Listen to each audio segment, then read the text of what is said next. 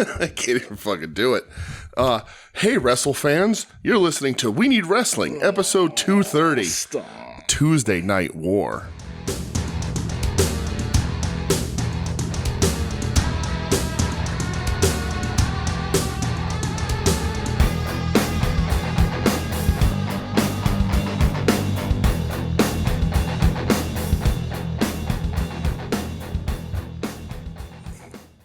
Again. What's up, Warheads? Man. This is TJ, and that's Brett. I don't want to. Over there. I don't want to. No. And you're listening. There you go. Do that thing. If I can crack it. Welcome to WeNeedWrestling, everybody. Oh, God. Brett and I had this idea. I don't want to rope him in. He's going along with it because he's nice. So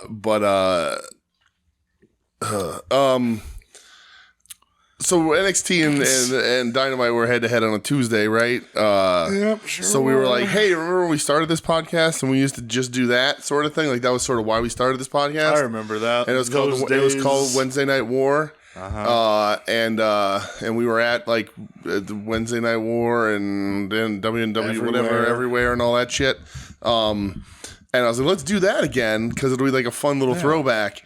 And then we just listened because we couldn't remember what we used to do on the show. It was a couple of years ago at this point. Did we get the douche chills? Yeah. So we went back and listened to an episode, like the opening of an episode, to get it down, and just cringed our fucking way through the whole thing. I'm still a little uncomfortable about it, honestly. And we're gonna continue on. We're gonna run both shows down on this show and talk ratings like we used to. Good fight, eh?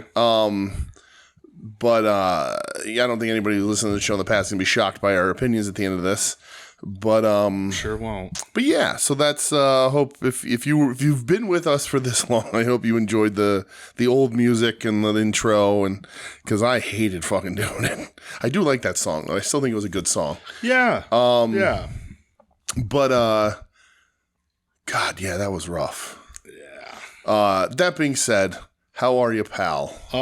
We got other stuff to talk about. We're not just gonna do NXT and fucking AEW. That would be torturous at this point. Oh, that would be, that'd be bad. But we are gonna do a full NXT show, which we have not done in years at this point. Like a year or two, probably 2.5. I think maybe one of the last. Like, remember we watched like an NXT 2.0. I think that lasted like 2 weeks of us watching that. We did. We watched NXT 2.0 for a little while, but not much. Yeah, you watched it longer than I. I tapped out. But we weren't like doing the ratings and stuff because they weren't head to head anymore. Yeah, it's been a long time. Shouldn't have left you without a dope beat to step to. Oh, that's right. First you don't succeed. Dust yourself off and try again. Rest in peace, Aaliyah. NXT moved to Tuesdays, April 13th of 2021. Wow, holy shit! So it's been two and a half years. Yeah, without us doing that bullshit. Wow. When I googled when did NXT move to Tuesday, it says the end of the Wednesday Night Wars. Wow. So yeah, April 13th, the following WrestleMania 37. They moved NXT back to Tuesdays. Wow, that's crazy. That long ago. That long ago. Boy, time there in that time period, it's just gone for me. There's an article on Forbes that says WWE NXT moving to Tuesday nights as AEW wins. Oh, boy. Oh, boy. Well, we'll talk about that. I'm good. The Phillies just tied the game 1-1. Okay. Nick Castellanos hit a solo home run. Shout out, Casty. Okay. Let's fucking go. I'm going to delete all these bullshit notes of like my script from that first episode. Yeah. Just delete them and throw them in the trash. All right. So this is episode 230. Mm-hmm. Sure is. 230. What's a dentist's favorite time? 230. So how are you? I'm good. I'm trying to do math in my head here. So 2.5 years. That's 52 weeks in a year, which means we do 52 episodes a year. So 104. I remember for a while there we were doing a little extra. We did a bunch of extra in the beginning. Yeah. But yeah, so 104 plus then half a year. We'll say 24. No, that doesn't make sense. 26 episodes. So 130. So we've done more. We have. We've done more of this than we did of the old one. That's probably good. It's definitely good. I think we figured shit out a little bit better anyway. Yeah, we sure did. Than we were back then. But we've always had fun. Yeah, no doubt. Yeah, right. We've always. I think it's always been. We're just a couple of fun guys. We're just a couple of fun We're dudes just real fun. Here on the Pro Wrestling Drive-By Hour with We're just real fun with Brett and the Gator Man. I don't know what the fuck was that. If we were a Drive Time Radio, I think I'd be the Gator Man. Yeah. Okay. I don't know. All right. I mean, I'm not going to stop your shine, brother. You want to be the Gator Man? Gator Man. I don't know. I just tried to come up with some animal. They're always like an animal, dude. It's always like, you know, it's always like, as long as you're welcome to 99.3 with Stookie and the Beeve. Stookie. I don't know. Are they not always like that? Dude, I haven't listened to radio in years. I don't fucking know. That's what like morning radio always was. Oh, as long as you're not Jackie the Joke Man. No. All right, good. Hey, Artie Lang got a birthday this week. Oh, good for Artie Lang. Good for him making birthdays still. I fucking love that guy. What was it in Wayne's World? It was Handsome Dan and Screaming Steve. Yeah, something like that. And it was Harry Shearer, Ted McGinley as it was Jefferson Darcy. Yeah. Yep. Man. Holy shit. Yeah. You got to cross the T's and dot your lowercase J's. Dude, I was talking the other day with my uncle about Married with Children. Yeah. That show like really took off when Jefferson got on. Yeah, Jefferson's the better neighbor than Steve Rhodes. Kind of. Yeah. Plus, Marcy Darcy is a funny joke. Hilarious. Yeah. Yeah. No. They call me Flipper. Ted McGinley. No, that's not his name. Ted. Yeah. Is it? Yeah. Ted McGinley. Legendary character actor. Of course. Revenge of the Nerds. Just showing up all over the place. Handsome as fuck, dude. Yeah. He's an unsung gem of television. But he's definitely the better neighbor on Married with Children. Absolutely. Him. Did you see the thing from Ed O'Neill? I just saw it today, so I don't know if it was a new thing or not. But he showed on Modern Family a clip from Modern Family and a clip from Married with Children, and he's reading the same prop newspaper he had kept it all those years. Oh, really? That's cool as shit. Yeah. I love Ed O'Neill. Yeah. Fuck yeah. So, in Wayne's World. Yeah. Believe it or not. Yeah. Why when what was it? I think about Wayne's World a lot. Dude, Wayne's World's great. Wayne's World's great, yeah. Why when you kill a man in war, you're considered a hero, but when you kill a man in the heat of passion. I love that. Dude, Wayne's World's so good. Wayne's World's great. So, all right. How are you, pal? You're good? Everything okay? Yeah, brother. All right. You had a good week? I had a rocking and rolling. Yeah. The leaves are changing. The temperatures are dropping. Yeah, man. Yeah. Feels good. Yeah. All right. Feels good for my soul. Okay. Just you would say my soul's on fire, maybe. Okay. You know, all right. Feeling good. How are you? Everything I'm good. I'm good. Yeah, I'm all right. Good. It's a good week. Quiet week. Everything copacetic? Yeah, sure. Good. I don't know why you're using big words against me, but whatever. It's a big word. It's a $20 word right there. Jesus. Yeah, I mean, I don't know. Do you have any news? Ooh, do you have any news, or should I just Google it? I don't have any shit, man. No big news happened this week, really? Dude, I don't fucking know. Not that I know of. Okay, hold on. I for sure pre-Googled this. Pro wrestling news. This is going to be all about TK going fucking nuts on Twitter. I know if it is, already. Then we'll just let it go. Pro wrestling nude. That's not what I meant. Whoa, you're going to get some results. NEWD, so that's not going to get me anywhere. Some lewds. Lewds, man. Fucking lewds, man. Call up the lewds, dude. Fucking lewds. Yeah. Karrion Kross explains why he thinks Steve Austin is the GOAT. What, because he has a very basic opinion of wrestling? That's good. Yeah. Real hot take there. Let's see. Stardom announced this event for January 4th prior to Wrestle Kingdom. Yep. Dolph Ziggler's first public appearance after WWE exit confirmed. Was he at New York Comic Con? Probably. The Nemeth brothers are pro wrestling superstars. No, they're not. Hunkamania is a comedy variety. Jesus fucking Christ. Yeah, you're too deep in the woods for me. Thank you. Zach Clayton no longer with AEW. I had to look up who he was when I saw that the other day, but that's the JWoww guy. JWoww. Mr. JWoww. Jeeves is gone from AEW. VSK. Yep. Back to Impact, brother. Yeah. Bryan Danielson and his dream of competing in the G1, that's starting to fade. Yeah, I don't think that's such a... I mean, it's a great idea. It is. We got a trailer for the Iron Claw. We sure did. That was fucking awesome, man. I was shocked to see that because I hadn't paid really attention to the casting. Oh, okay. So when Efron came out and they said that he was Kevin, I was like, wait, what? Kevin wasn't built like they've made Zac Efron be built. He's jacked. We're gonna go see that in theaters when that comes out. I don't know. Do I want to cry in public?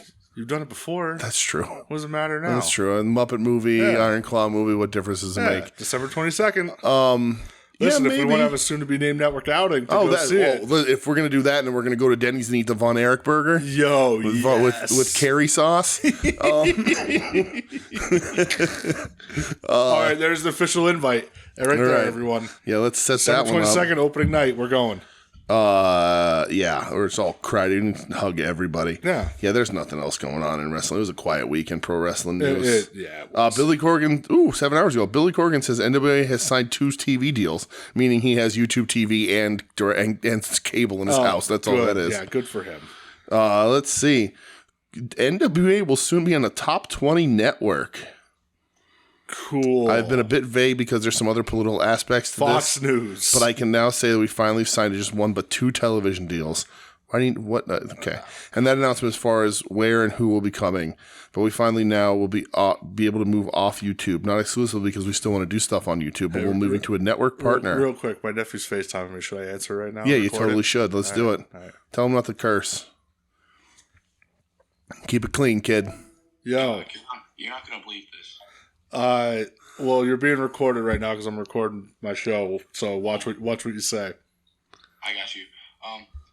So I'm doing a research paper, and we were talking about baseball, like in class. So I looked up my great grandfather, right? That's too many greats there. There'd be your great, or no, yeah, it'd be your great grandfather. Look at the text message I just sent you. Okay. It's the baseball card. Oh, look, holy shit. Yeah. Why is it $150 on eBay? Mom said you have the full thing too, with like the back on it. Yeah, I do. That's wild. Yeah, it's just All right. Making money. Hey, I gotta go say hi to DJ. What's up, DJ? What's up, dude? Do you have anything to say to people listening to this right now? This goes out to tens of listeners. Have fun watching the fights or wrestling. Who's your favorite wrestler? John Cena. No, Rey Mysterio, but he All right. stopped wrestling. That's not true. He's wrestling. Again? Yeah. You got to keep me updated on this, man. Brother, it's been years. My bad. All right. I gotta get going. All right, see you. All right, talk to you. Peace. San Dimas High School football rules. That's hilarious. Dude, for real, look. Yeah. He sent me my. So all right, we'll back on my. So this is your sister's side because that's your nephew. So that's okay. So it's your. So this is my grandfather. All right. So he used to play Great grandpappy Tahuti Miles. Yes, Tahuti. So he has an old baseball card from 1952. Okay. And for some reason, somebody put it up on eBay for $150. Oh wow. Okay. Don't know why. I have a shit ton of them at the house. Yeah. Oh, yeah. Oh, look at that. The name there, Ed, on that. That's it's a family name there, huh? It is. Oh, yeah. That's cool. Family name. Nice. That's my uncle's name. Yeah. And then that's Tyler's middle name. Oh, okay. Wow, that's cool. And then if for some reason I ever have a godforsaken child, yeah, that'll be that child's middle name. All right. Nice. That's how we roll. Nice. So you gonna flip some of them cards up on the old internet then? So if watch that one, see what it sells for. Yeah, right. Fucking crazy.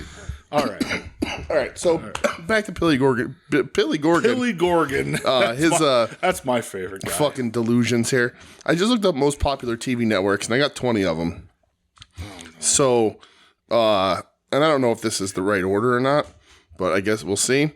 But we're looking at Fox News Channel, which is a good fucking opportune chance there. Of course. TLC, A&E, National Geographic, Food Network, MTV, Disney Channel, HGTV, TNT. We know that ain't happening. True TV. That's a possibility. That's Warner. Is it? Yeah. Sal Vulcano from fucking, he got his appearance canceled at the Kirby because the Kirby flooded. I saw the Kirby flood. Yeah. What the fuck's that about? A water main break, yeah. They're not sure when they're going to be able to reopen. Flooded all their power, burst through walls and shit. 6 feet of water. Damn. Excuse me, got a little Tickle and throatage here. Yeah, we'll call it a tickle. USA Network, the CW, HLN, History, CNBC, Discovery Channel, MSNBC, HBO, Fox, ESPN, CNN, NBC, CBS, ABC. Top 20, I don't know. We're looking at maybe Fox News and I don't fucking know, the Food Network. Sure. It'll be Fox News. Yeah, we'll see what happens. But Billy Corgan, what an idiot. You suck. That's it for news. I don't have nothing else. It was a quiet week in the world of professional wrestling. It was. So before we get into our AEW, Warheads, GCW. What the fuck do you? Well, that tips my hand a little bit. AEW NXT thing. What did you do? Do you want to do normal format or just talk those two first? What did you do? All right. So I watched some wrestling other than NXT. Were they in Japan? They were in Kurikan. I didn't watch that. Okay. So real quick, I'm just gonna run down. Okay. From Ring of Honor Television. Okay. This week. Interesting. It was for the ROH Women's title. It was Athena versus Layla Hirsch. Oh, okay. Dude, probably great. This match was fucking awesome. There was a very gross spot where they're standing on the outside on the steps, and Layla's going to suplex Athena, and Athena picks Layla up and tosses her forward onto the floor. Ugh. And dude, Layla just bounced. Yeah. Oh, it was so gross. Match is very good though. Layla's good. I'm glad to have her back. Too bad she doesn't have a place on TV. It's regular. Yeah, looks like that. Well, I guess there's just no room in the women's division on AEW television. Sure isn't. And then from WWE, they had a pay-per-view. Yeah. Fastlane. Yeah. Fastlane. I watched a match. I watched something from Fastlane. But go ahead. No, yeah. I watched Seth Rollins versus Shinsuke Nakamura. Okay. In a last man standing match. I saw a thing on Twitter that said that Seth Rollins backstage is being credited with revitalizing Shinsuke Nakamura's career. This match should have ended. There was a spot. So Shinsuke was kind of beating the shit out of Seth. Okay. He hit him with a double knee through a table. This feud's been going on a long time.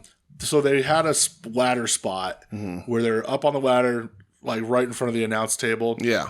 And was it no DQ? Last man standing. Oh, okay. And Shinsuke hits him with the mist and pushes him off the top of the ladder through the announce table. Okay. I was like, that should have been the finish. Yeah, absolutely. But it wasn't. Got to keep the mist strong, brother. It wasn't, and Seth Rollins won. Match was good up until to that, but at the end, Nakamura. Hopefully, Nakamura beats him at some fucking. No, point. they already bumped him down the card. Yeah, because he just lost to Seth Rollins like 4 times in a row, and so on Raw, fucking disaster. Go back to New Japan. I wish. Raw surfing can't possibly be that cool. On Raw, I did watch 2 things. Oh, hold on! I watched something from Fastlane. What'd you watch? I watched Cody Rhodes and whatever Uso he's tag champs with be drunk in the presser. I mean, that was pretty funny. It was fucking hilarious. It was pretty funny. They were loaded. Yeah, they were. That was awesome. They were pretty. Yeah, that's the best thing Cody Rhodes did this week. Spoilers. Well, yeah. Raw, there was a number 1 contenders match for the Intercontinental title. Okay. Bronson Reed against Ricochet against Chad Gable. Okay. And Bronson Reed won. Oh, interesting. So Bronson Reed versus Gunther Walter. That could be good. Yeah, right? Is Bronson regularly featured again? He's kind of yes, kind of no. Yeah. The reason I said about Nakamura because Nakamura attacked Ricochet. Ooh. And he hit him with a go to sleep. Ooh. And they're not bringing him in, by the way, apparently. That's the talk. Hey, real sorry, Trey Turner just hit a fucking home run. Trey Shiesty, baby. Fills up 2-1. Okay. And then the main event for the tag titles, it was Cody and Jay Uso against KO and Sammy. And I thought it was very good. Yeah. This was on Raw? This was on Raw. And because there's the clip where Cody went to hit the Cody cutter and it got fucked up and he almost broke his neck. Who'd they beat for the tag titles at Fastlane? They beat Damian Priest and Finn Balor, Judgment Day. But at the end of the match, KO shook Jay's hand. Finally, accepted him. So, do Cody and Jey Uso have a cool tag team nickname? No, are they like the Samoan American Nightmare? Just Cody and remember when Cody ended racism? Yeah.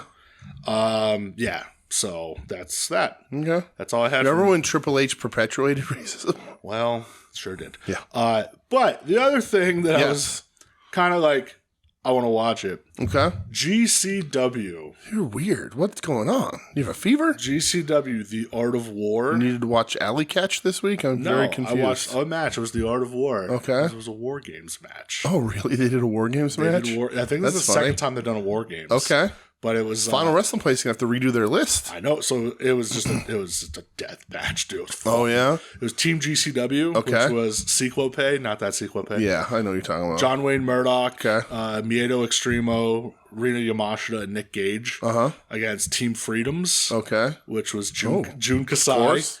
Was this in Japan? No, this was in Atlantic City. On Saturday. Really? Yeah. Kasai was in Atlantic City? Yeah, again? yeah. Oh, that's a bummer. I know, right? Yeah.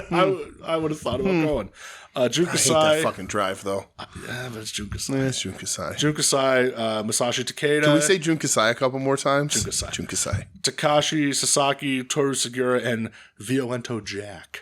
Oh, okay. Interesting. You know, it was your typical, like, every couple minutes. Yeah. How'd the cage look? Cage looked good. Did it have a top? No, no top. No fucking top. Bullshit. I know. War Games. There's a reason. So the reason why. So 5-on-5, you know, the intervals, everybody comes in. Sure. It ended up being elimination style. Oh. Not just like the match beyond. Okay, interesting. So there's no match beyond that. You can win by pin, submission, or throwing your opponent off the top of the cage. Oh, Jesus. Okay. I like that, I guess. So there was a spot War Games. where Violento Jack, he gave Sequope a sidewalk slam off the scaffolding through like tables and light tubes and everything. Oh, yeah. And they just crunched the floor so fucking hard. By the end of the match, the whole ring was just glass. Team GCW won. Okay. So good lord. Yeah, dude. That's cool though. Jun Kasai did like the splash with the goggles off the top of the scaffolding into the cage. Oh man. I watched, I was like, where was it in Atlantic City? Showboat. I thought they lost their room. It's a different room, I guess. Okay. But yeah, it was a War Games match. Yeah. I had to fucking watch it. Okay. I love War Games. Interesting. And it was a deathmatch War Games. Yeah, that's crazy. Fuck not, you know? Deathmatch War Games might be the only way I'm comfortable with there not being a top on the cage for a War Games. Because if I look at your War Game, when I close my eyes and picture War Games, there's a top on the cage. Yeah. It's just what it is. Dude, it was... If there's not a top on the cage, how can you gorilla press slam anybody into the top of the cage? Or how could you try to powerbomb and then almost kill them? It's true. But yeah, man, I was, you know, I saw it happen and I go, okay, I want to watch it. Okay. So, sure. You know, this just popped in my brain. I got a text message from our buddy Kev today. Did you get a text message from Kev today? I did not. I'm surprised he came to me first. I was able to answer him. But he asked me, he said, I remember the match that Dusty Rhodes was on commentary and there was a lady in the men's room. Yeah. And he got real mad at me. He couldn't handle it. And I was like, yeah, of course I do. It's Great American Bash 96. Wasn't it Kevin Sullivan, Sullivan? Right, Sullivan versus we won. He's like, why isn't that on YouTube? And I was like, 2 reasons. It's like take a guess. Yeah. It's like 1, it's on Peacock. Copyright, and 2, it was on Daily Motion too, if you want to check it out. It's from Great American Bash 96, and it's fucking hilarious. Perfect. Dusty on commentary. Perfect. Yeah, that's my other American stuff. That's pretty cool. Yeah, I thought about texting you to be like, yo, maybe you should check this out. Yeah. But I was also like, you're watching a bunch of movies. Yeah, well, I'm very movie focused. Yeah, I'm on par with my movies right now. You're doing better than I thought you would. You were nervous. The end of the month's gonna be tough. Sure. For me. Yeah. But I'm swinging them on. Like tomorrow, I'm not gonna get one in. Yeah, I'm right. On the road. Right. I probably won't get one in tomorrow either. Saturday, I might get one late. Saturday, by myself. I'll probably watch. See the Penn State's on, so I don't know. We'll figure it the fuck out, man. You listen. The 21st is that's. Yeah, 21st, not this Saturday, but the Saturday after. I'm sitting here doing a 24-hour movie marathon with the guy on Twitch, so you're welcome to come in whenever you want and just fucking... You're fucking crazy, man. Fucking sit in your underwear, eat fucking popcorn, and drink old fashions with me for 24 hours while we watch mystery horror movies for 24 hours straight. I'll do 2 out of the 3 of those things. Sit in your underwear and drink old fashions. Yeah. Yes. You just close your eyes so you don't see anything. Yeah, I just don't want to watch the movies. Just close your eyes and plug your ears. You're going to have to feed me popcorn. Okay, that's fine. It'll be the first time. Just keep your eyes closed. So hasn't popped yet. That's all. So You know what? Talking about the GC dub. When did they run? Why am I coughing? I don't know. It's coming on strong all of a sudden. What did they? What do they run like Tournament of Survival and shit? That's like summertime. Do you want to go to Tournament of Survival? You know what I'm thinking about? Do you want to go? Do you want to go? Do you want Doggy wants to go. Dog. I kind of feel like maybe it'd be deathmatch tournament. Maybe it'd be fun to go to a crazy deathmatch tournament. Like go to the deathmatch tournament and then like not drive home that night. Right. So like that. What I'm saying is like go to the that's the other thing. Go to the casino. Right, We're already there. That's the other thing that I'm saying is go that to Hell's Kitchen. Eat Gordon Ramsay's beef Wellington. I was like, why are we driving to New York? Will Daredevil be there? Fucking nerd that I am. What's the Kingpin up to? We gotta fucking stop him. Him and Typhoid Mary are going fucking crazy. Knock it off. What? Yeah, that's exactly like that. That's why I'm saying like that would be fun. Like get a room in the fucking hotel and just fucking party because we're young. Yeah, party. Yeah. Remember the last time we were in a hotel together? I passed out real quick. Yeah. I was real tired. That was New Japan weekend. Right. I also had real bad pee butt that weekend. You did. I remember I took like 2 bites of Domino's. I looked at you and I go, nope. Yep. Yeah. That was fun. Yeah, that was fun. Yeah. Well, and there was that time before that when we were in the hotel room and I got so fucking cross-eyed crazy. Yeah, you said if this catches on fire, if the hotel catches on fire, you're gonna have to leave me. I said I'm in no shape to handle an emergency in this state. Yep. You said, yeah, just tell Michelle I love her. Yep. So. Tournament Survival. Okay, all something. Right, we'll talk. I don't know. I don't necessarily like. I'm not like, oh, let's go see GCW. But I kind of feel like watching people do stupid shit. All right. Well, so Dog, mark this down. Dog.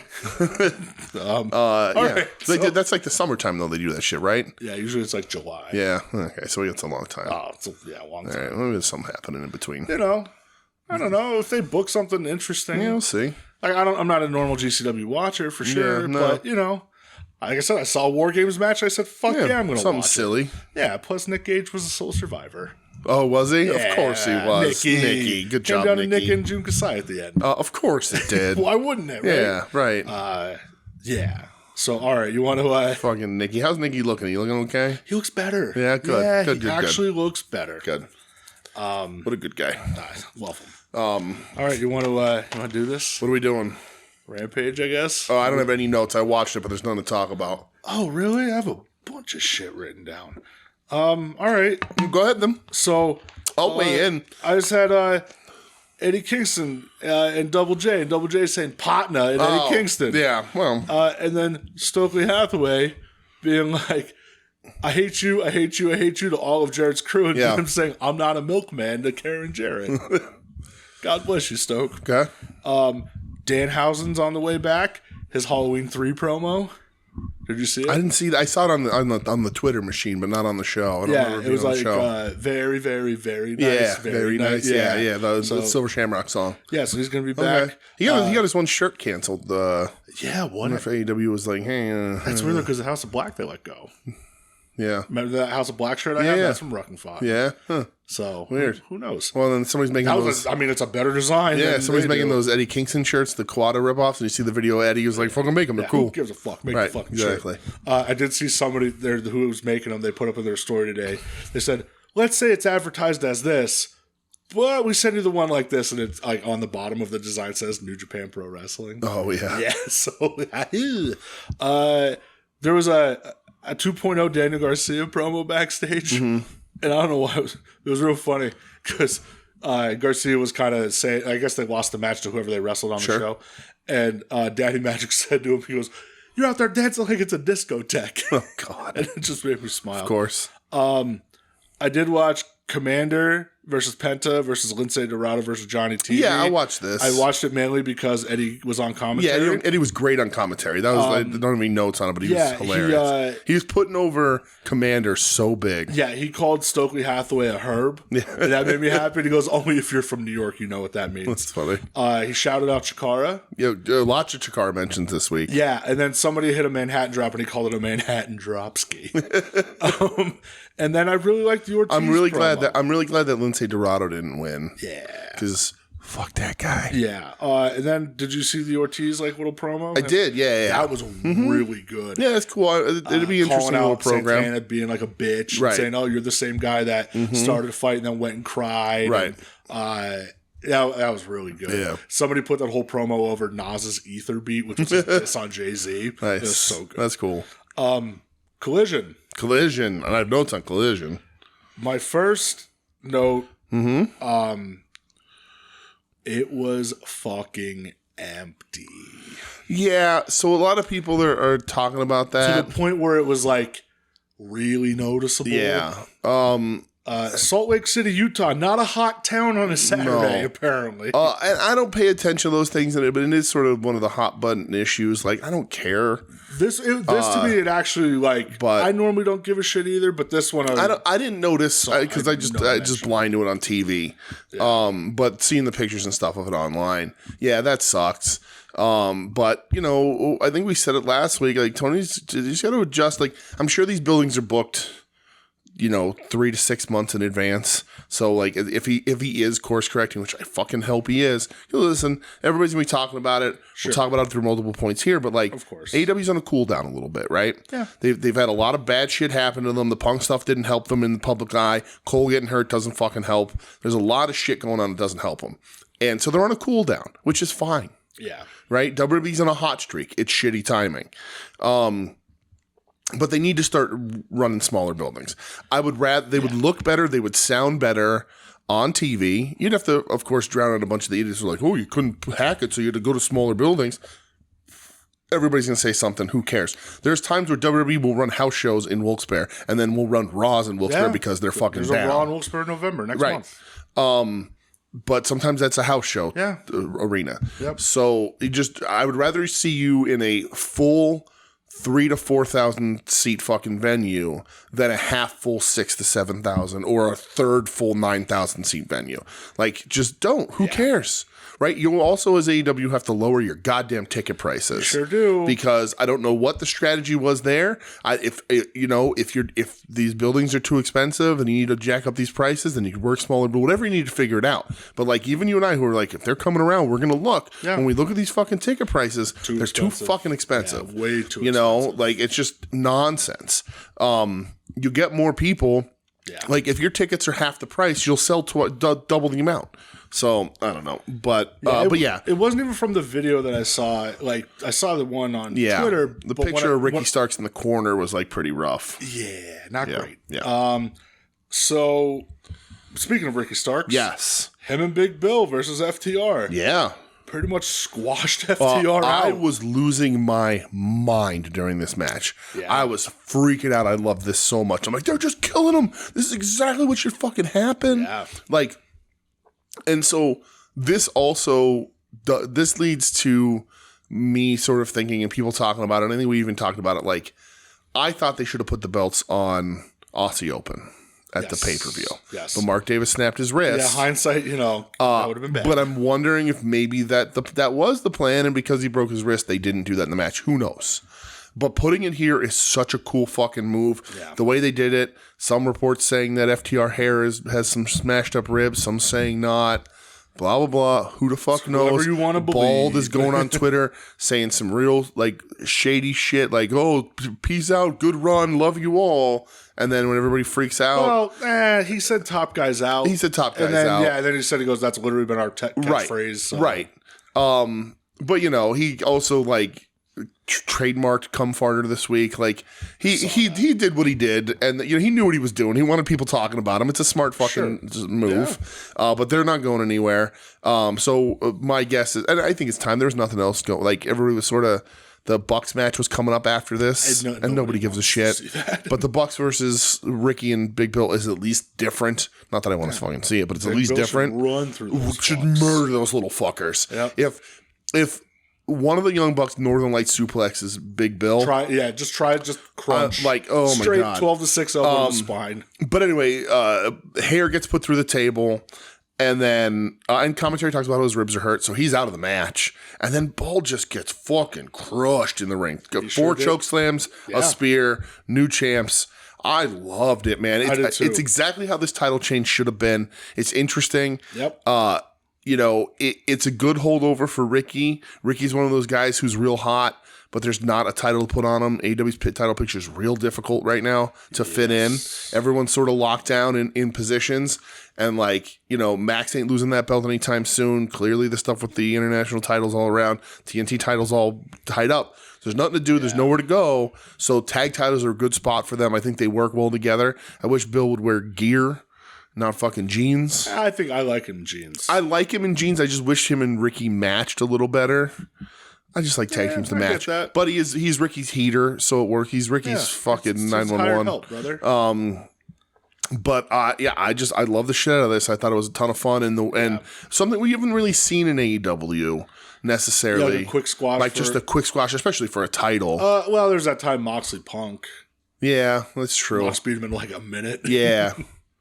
That's true. That's crazy. Yeah. Yeah. That was my favorite Mox afterwards. The backstage promo just yelling, "What did you think was going to happen?" Right. So next thing I have here, Bryan Danielson versus Kyle Fletcher. Yeah, the very next thing on the fucking show. Dude, what the fuck? Why did this go so hard? Because Danielson's like, let's wrestle. Kyle Fletcher, man. Yeah, he looked great. Bryan Danielson, best fucking wrestler probably ever. Right. But Kyle Fletcher's future is bright for that kid. We're big Aussie Open fans. Some would say we're Aussie Open's good luck charms because they win titles when we're there live. That's a fact.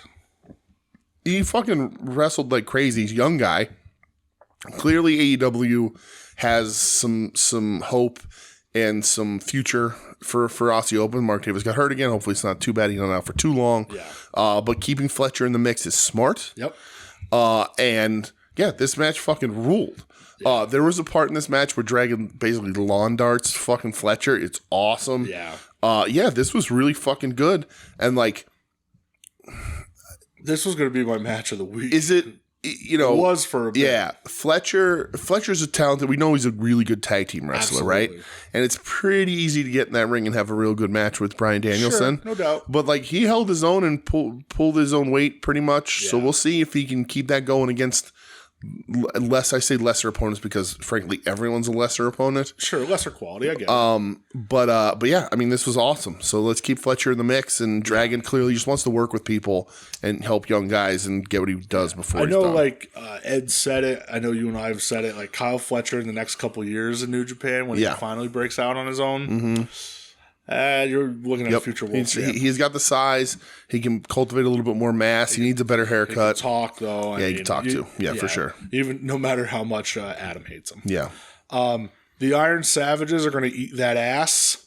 Oh, and then Blackpool Comic Club makes the save against Mogul Embassy at the end of this, too, which is the continued storyline. That's just why I bring that up. But yeah, Iron Savages are going to eat that ass. I watched their promo, and then I skipped the match that they were in with the Acclaimed. Let's see. Yeah, there's nope, that Ian on Iron Savage's Acclaimed, Ian on commentary says, "I'm not on the supplements that Jacked Jameson is on." Yeah. Best part about that match.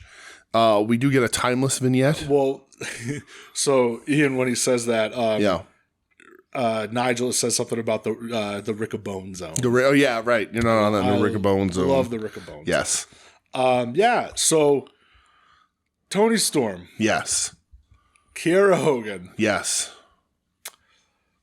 This is the match. This is a dream match for some. Particular type of dream, maybe. Yeah. So Tony, why was Billy Gunn not the special referee in this match? Correct. He was the general manager of this match. He was the sovereign ruler of this match backstage. I'd love to know if he agented this. Yeah, we get Tony coming out her entrance. They shoot it now, so it switches to black and white. It's just perfect. She gets in the ring and hands Kiera Hogan a script that she asks her to follow. Mm-hmm. Hilarious. Oh, it's so good. Tony bites Kiera Hogan on the ass, becoming the envy of numerous people at this table and around the world. Kiera Hogan. I like Kiera Hogan too. She's not a bad wrestler either. Kiera Hogan chops Tony Storm's ass multiple times. Yes, when Tony was tied up in the ropes. Right. Yep. And then it goes to black and white as soon as Tony wins. I love that. Which is it's the presentation around Tony Storm.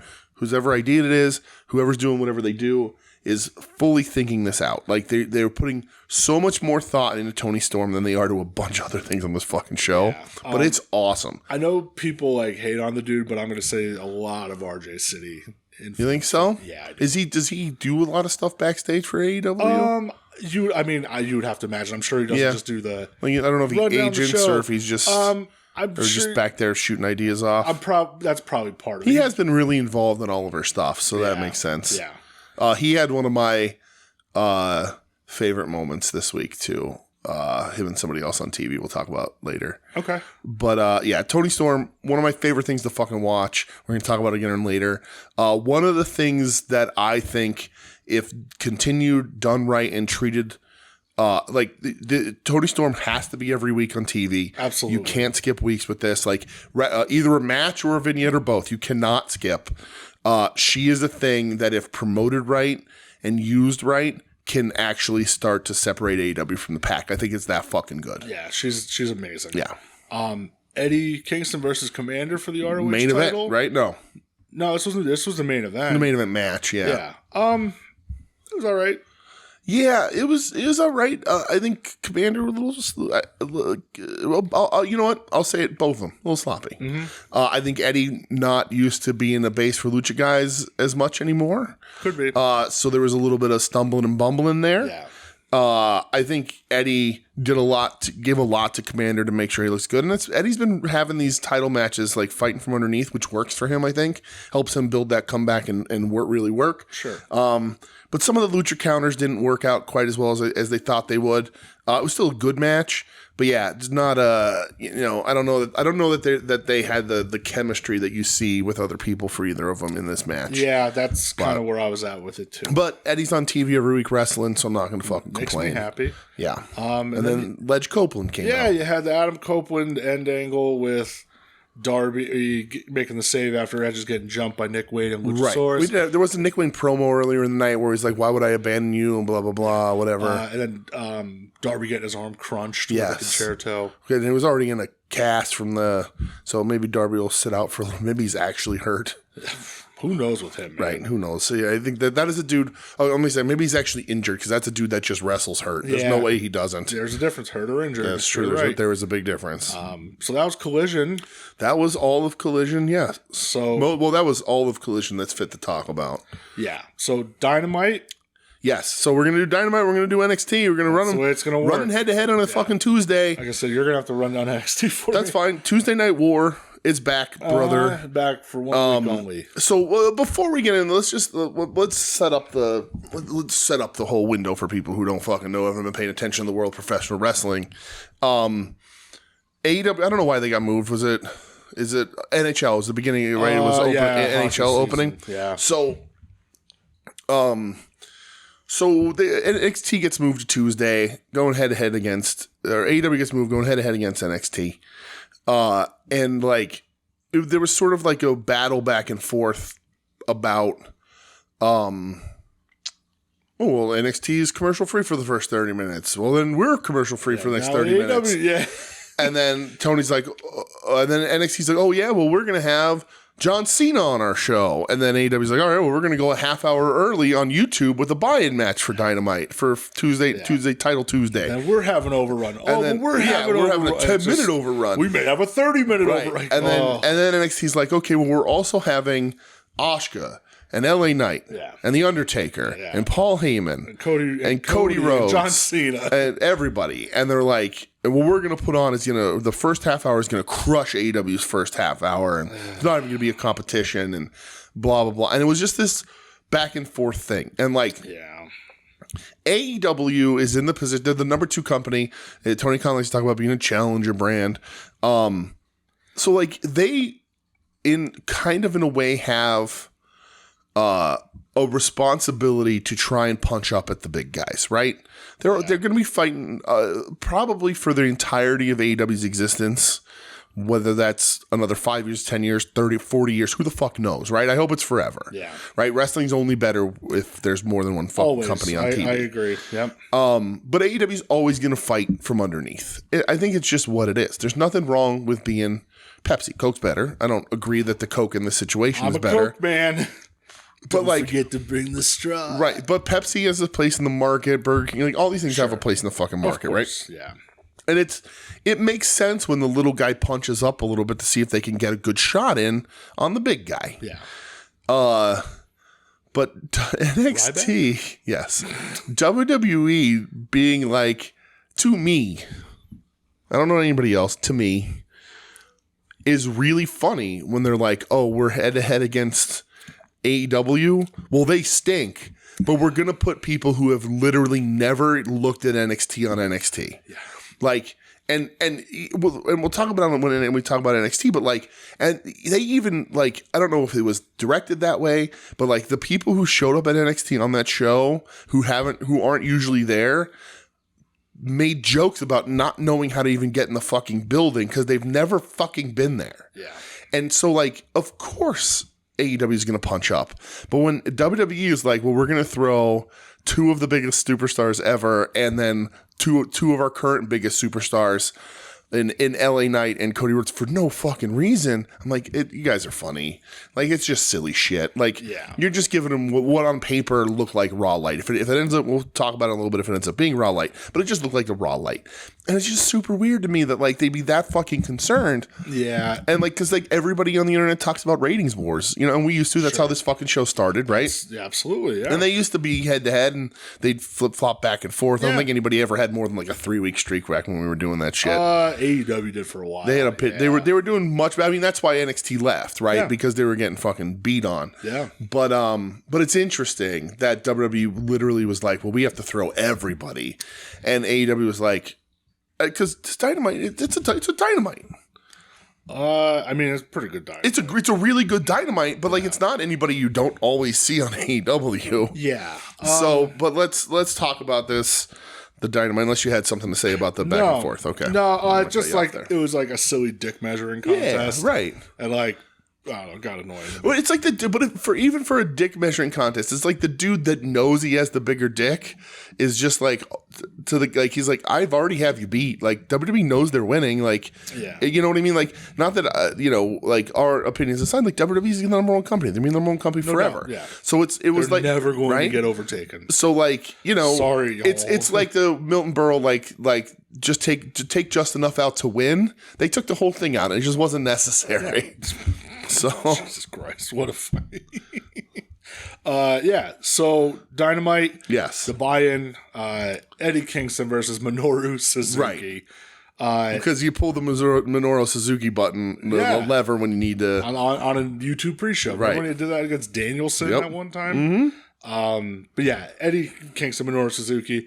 Brother, it's just a fucking fight. Right. It's a fight. Right. I'll watch this match. I'll watch this match fight. 10 out of 10 times. Absolutely. Every week. You tell me they're going to wrestle every week, I'll say, okay, I'll watch it every week. Yep. And then I will fly to that city and I will beat up that guy that has that Eddie Kingston's a bum sign. Why does he keep doing that? I don't know. That's real stupid. Somebody from the opposite side of the arena of him needs to walk over to that side of the arena, take the sign from him, and just book it. I agree.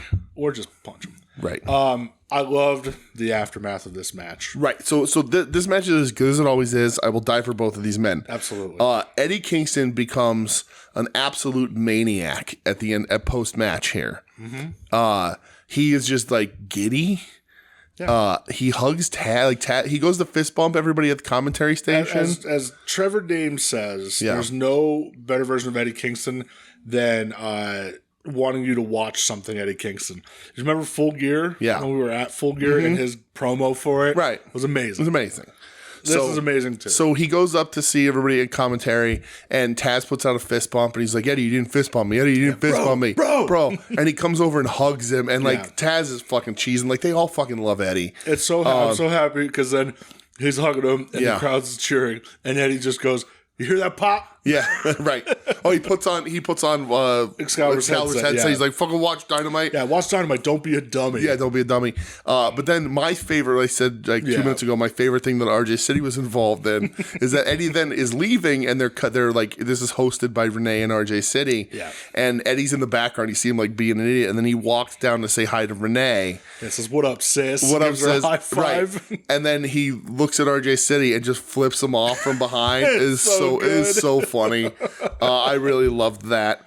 Yeah, that was funny. Yeah, and then if you go back and look, they've done some stuff before, so they like having fun together. I think Eddie was on the second episode of AEW. Yeah, what do you call it? He keeps calling him Edward. Yeah, oh, right. So good, amazing, great chemistry between those two, and it's really funny. Eddie has this great wrestling mind where like nothing drops. Like if he did something with you, whether it's the Claudio feud or the stuff with RGC, like whatever it is, he'll remember. There's always history built in. He always will remember the history and use it to make the stuff that he's doing more important, even if it's just something as silly as that. Yeah. He just, you can then look, oh, well, why is he treating RJ City like that? And you can look and find the evidence. It's really cool. Yeah. Did you see the Jade Cargill post about Eddie?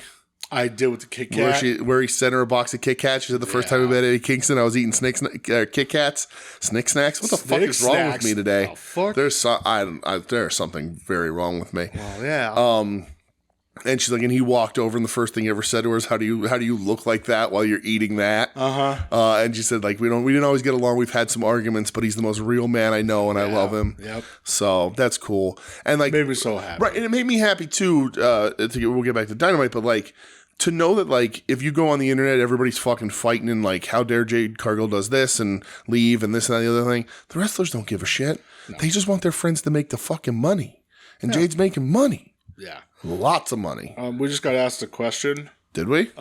In our Discord by Ed saying, is Monster Squad good? Jesus Christ, Ed. You want to answer him live on the air? Yeah, Ed. It's real fucking good. It's a goddamn classic. Yeah.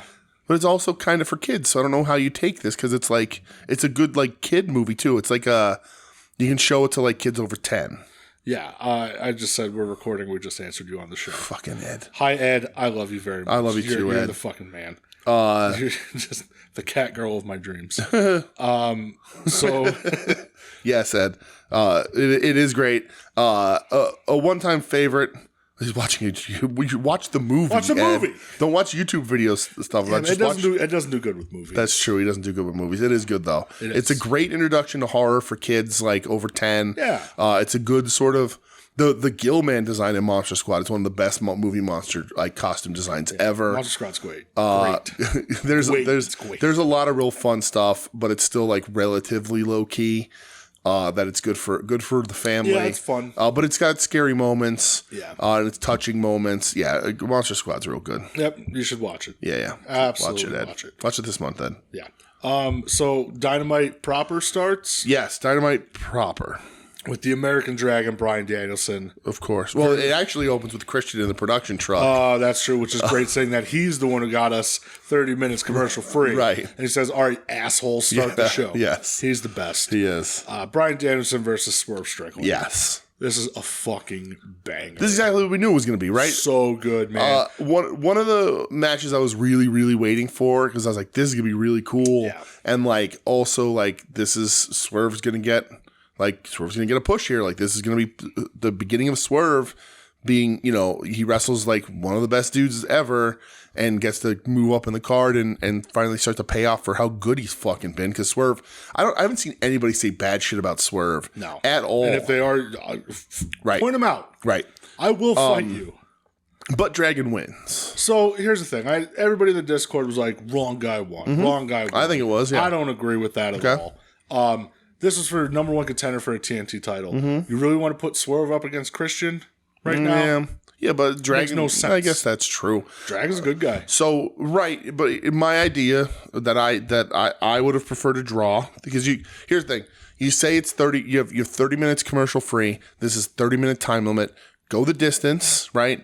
And then make it a three-way. That happens in wrestling all the time. Yeah. And then that makes it easier for Christian to cheat his way to a win over Dragon or Swerve or whatever, because then there's no DQ, so like whatever. Because otherwise, Swerve, like, I mean, he's probably gonna get DQ'd against Dragon anyway. I don't know. Yeah, he can still cheat his way to win. But I just didn't want to see Swerve, and not that losing to Danielson, he didn't lose clean, hurt, right?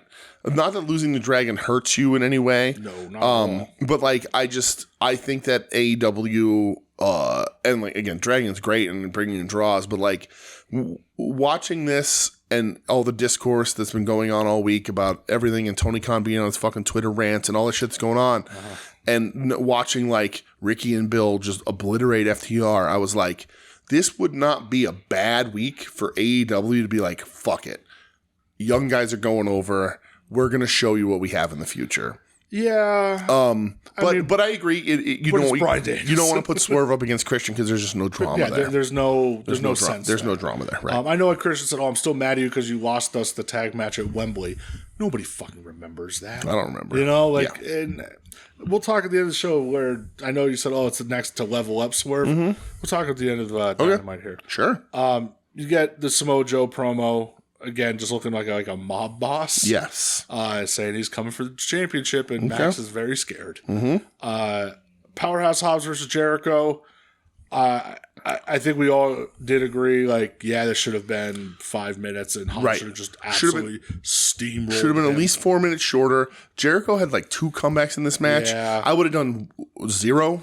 I would have allowed 1. Okay with 1. I would have done 0, but whatever. 1's fine. But at least Hobbs would when Hobbs hit that first spine buster, I was like, that's the end of this match. I thought so. That's it here. Yeah.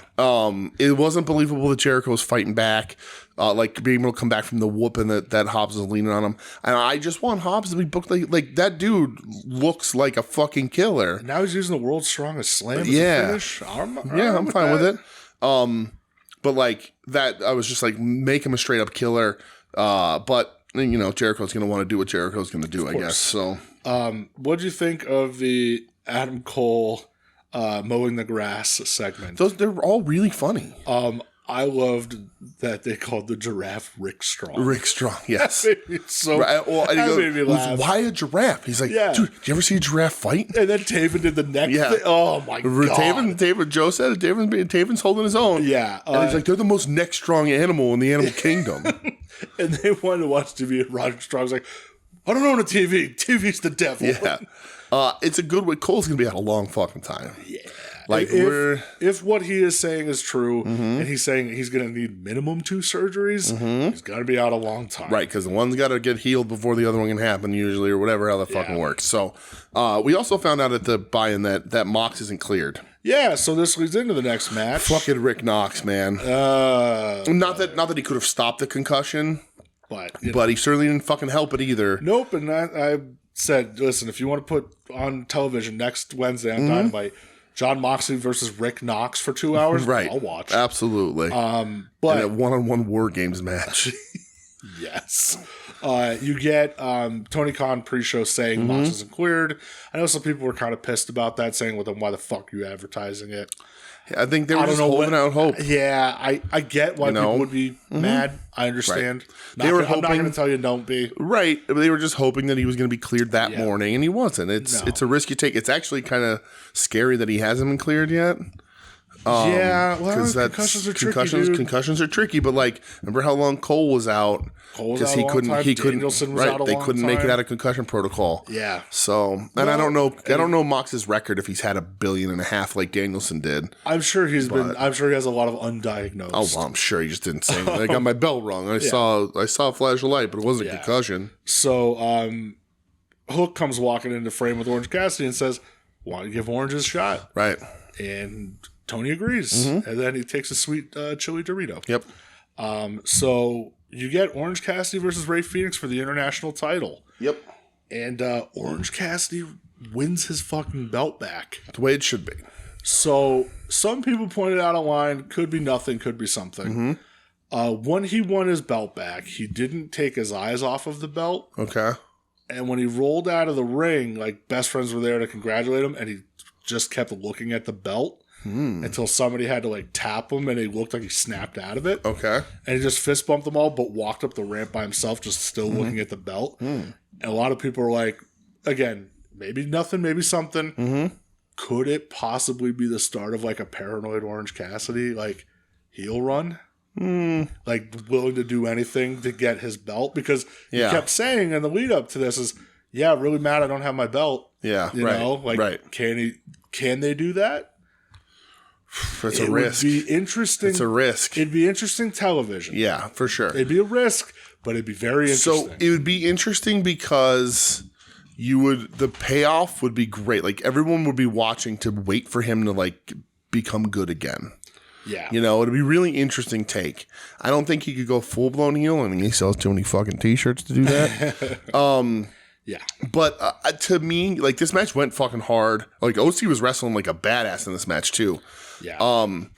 But to me, my thought on this was that I think the plan was for Mox to have a good run with his belt, but OC sort of constantly being like, I wish I had my belt, wish I had my belt, and then working his way back into a rematch and overcoming sort of the guy that beat his ass in Moxley. Sure. Moxley's out. Now we don't know what the timetable is, so you can still do that, but you put the belt back on OC, and then Mox now is like, okay, well, I was out.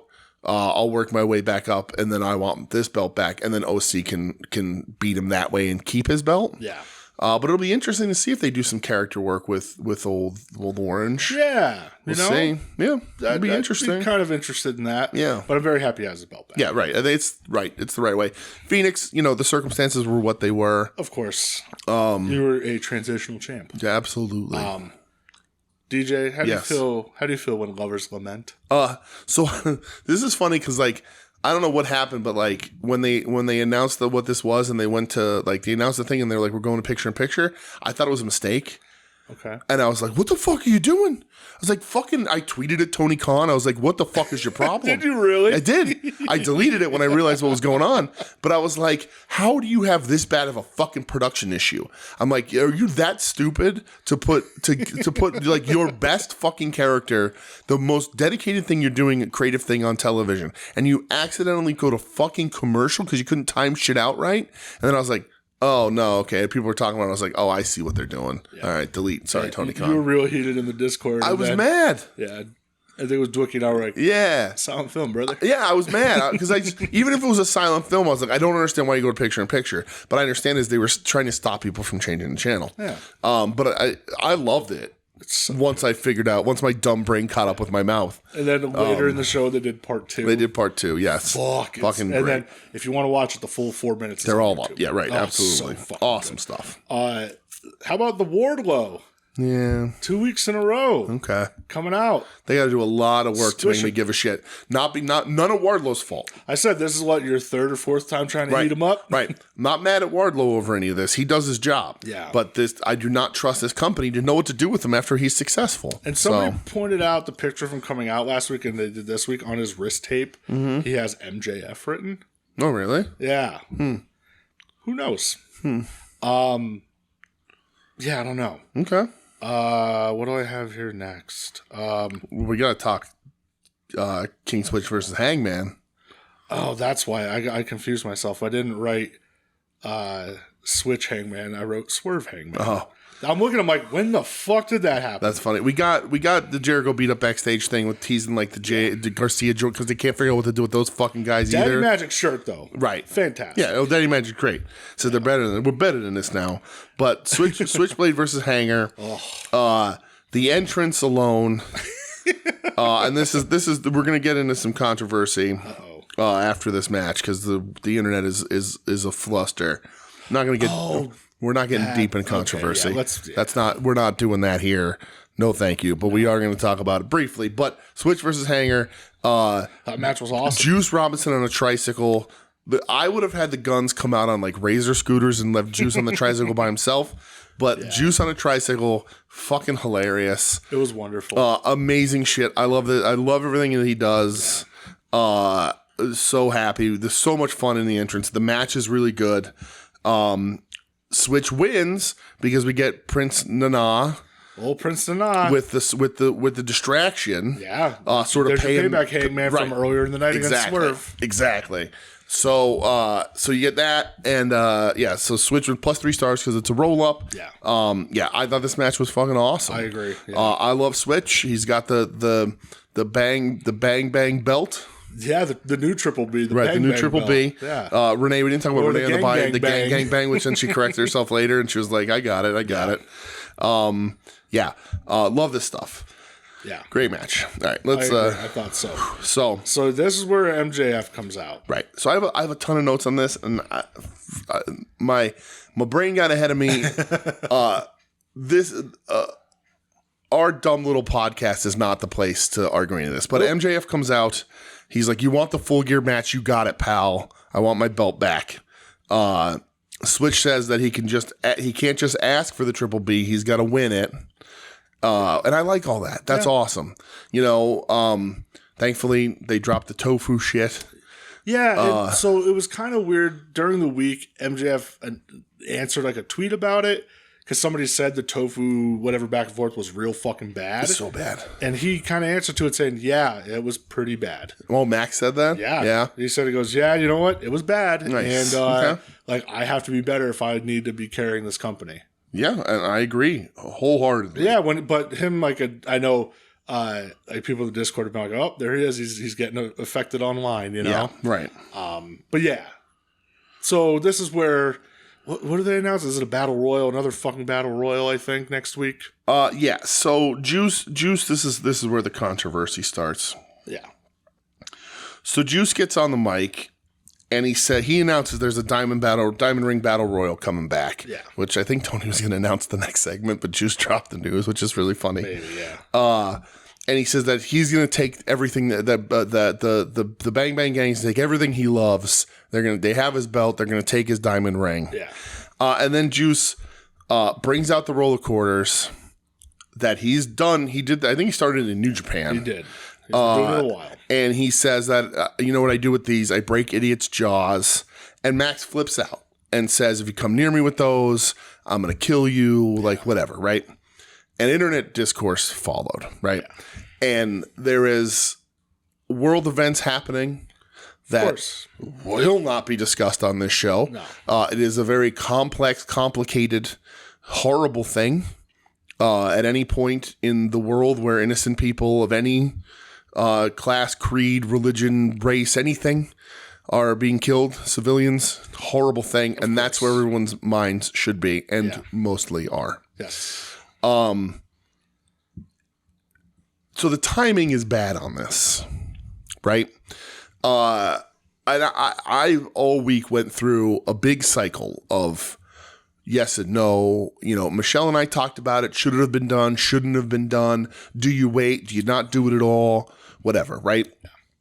And initially, my thought was that they didn't do this without Max's approval. Of course not. Right? And since then, Max has come out I have the tweets. I want to read those too. Because the first one stinks. The second one's real important. It doesn't say anything bad. It's just not what he needed to get to the point of. Okay. And the second one is much better. But anyway, Max, they got Max's approval. And Juice has been doing the quarters for a while. Maybe not as recently as he probably should have been if they were going to get to this on TV, but whatever. Yeah. And the timing does stink. Let me keep reiterating that. Sure. But having Juice do it is different than just having some random person come out with quarters. Of course, yeah. Right? And Max also... there's a school of thought, whether and if you're pissed off about this, I support that too. Yeah, I'm not going to tell anybody not to be mad. If you're furious and you have all the fucking right in the world to be. Of course. Like I ain't in a position to tell you you're wrong. It's not what I'm trying to do. It's not anything we're trying to do at all. And other people are. That's their fucking business. Yeah. But if you don't like this, you've absolutely the right not to like it. It's your right. Right. You've absolutely the right to piss you off, and I understand why it pisses you off. Yeah. But there is a school of thought, and I don't know if it's right or wrong, but there's a school of thought that if it is something is brought up on wrestling TV in a wrestling angle, it is fair game to be brought back up to you. Mm-hmm. And Max cut a promo on AEW TV about being bullied in school. Many a times, yes. Right. And so... And he used it to draw sympathy in his promos and to tell, and it's a very real story. He talks about it, right? And it's a horrible fucking thing. Yeah. And it was something when he said it, like even me was like, wait, I don't understand. And I was like, oh, okay, I get it. Yeah. But I was just like, wait, how? I don't understand. Like the thought process of being that kind of bigot to someone, like it did. I was just like, wait, why is it? I don't understand. Why would anybody even think of doing that? And I understand now, but when it first happened, I was like, that's a really weird fucking thing. How would anybody think of that? But people are terrible. But the school of thought is that like Max brought it up in a wrestling promo, so it's, that he was aware that it could be brought back on him. Yeah. And he's told this story pre-AEW. He told it MLW. Right. And there is a part of me, too, that says, like, let your villains be villains. Sure. Right? Bad guys in wrestling are supposed to be bad guys. Right? And, like, let Juice be a bully because he's a bad guy on TV. Yeah. But the line you walk is an AEW has to make sure that Juice, the man, whatever it is, I don't know what his real name is, but you have to make sure that Juice, the man, isn't labeled Mr. Tony Storm. Right. Isn't labeled anti-Semitic. Yeah, and I don't think and that Juice the character is doing a thing for wrestling TV. Yeah. And if you look online, everyone's fucking, there's 9 million fucking opinions. They're all over the place. I think if you have a normal brain, you understand it. Right. So, and wrestling has done this for a long time, and maybe in 2023 they shouldn't do it, but I don't know if that's right either. I think you can let bad guys be bad guys, right? Yeah. Because here's the thing. If Juice does this and then fucking beats the shit out of Max, then it's a fucking problem, right? Yeah. But if Max, who in my opinion needed a shift in character because the Adam Cole stuff is done. Maybe not forever, but for months. Yeah, and we had like a conversation in the Discord about it during the show. Right. Like saying that stuff, it's done now. It's done. You have to shelf it. You have to move on. And Adam was sort of the guy that was dragging Max to the good side, right? Yeah. Adam, Max always say, I don't have any friends, this and that other thing. And Cole was sort of the angel on his shoulder telling him, no, you can be good. Yeah, it's okay to be like this. Yeah. But with Adam out of the picture, and the Roddy stuff can keep happening, and they're still relating to him. But if this is a real injury, it's going to be a long fucking time. Yeah, you have to just So doing this plants Max solidly as a white meat baby face. Yeah. So you don't question, like, was Cole the one dragging him to that position? He just is now. Yeah. Again, is it the right way to do it? I don't know. It maybe it is, maybe it isn't. Everyone has your right to do all these things. Yeah. So, but you're right. Max's tweets are super important. So, yesterday, or maybe it was overnight, whatever it was, I don't quite have the time here, but I screenshotted it yesterday morning. Yeah. So Max tweeted, tonight that piece of shit Juice Robinson decided to bring up a story from my childhood that has left me scared. I'm glad or scarred, even though it says scared. I'm glad he did. He brought awareness to something we've all gone through one way, shape, or form in our lives. And he says, MJF speaks for stand up to Jewish hate at Thursday, October 12th. 10 a.m. at Gillette Stadium. I saw that. Yeah. So it's great that Max is doing that. Like, it is a super fucking important issue to drag attention to. It absolutely is. But this tweet makes Juice Robinson sound like an actual anti-Semite. Yeah. And it's tough. So, I was like, okay, I'm glad that he's addressing it. I think that's smart because if he's addressing it, it's signaling to everyone that he's in on it. Of course. And it's a thing, right? And I sort of read it to Michelle because she's sort of my moral guide and a smarter person than I, and in touch with more of the world than I am. Not saying she's right either. Again, opinions, whatever. But then Max, do I have the other tweet? Did I not save it? So Max did said on another tweet, like the next day. I must have just liked it on Twitter. So about how he wants to run this story. Oh, here it is right here. He says, Muhammad Hassan was portraying an evil Muslim terrorist. I'm actually Jewish. I've actually gone through this. This is my real life, my story. Yeah. And I look forward to giving catharsis to every single person who's ever been oppressed or bullied. If you think I'd play with that or take it lying down or worst of all, hide from the hard conversations like a coward, you're on crazy pills. I look forward to the hard conversations this starts and creates. I look forward to people being further educated. My life's work is to stand up to any and all injustices done to people due to something as stupid as being different. To anyone that thinks they can't be done through the avenue of professional wrestling, then that's an indictment on things that have happened in this sport's past. I look forward to bringing this sport into the present. I look forward to knocking Juice Robinson's teeth down his throat. And most of all, I look forward to getting back the Triple B. Yeah. And that right there I think is an incredible tweet on Max's behalf because this says, I wanted to tell this story. This is how we're deciding to do it. Yeah.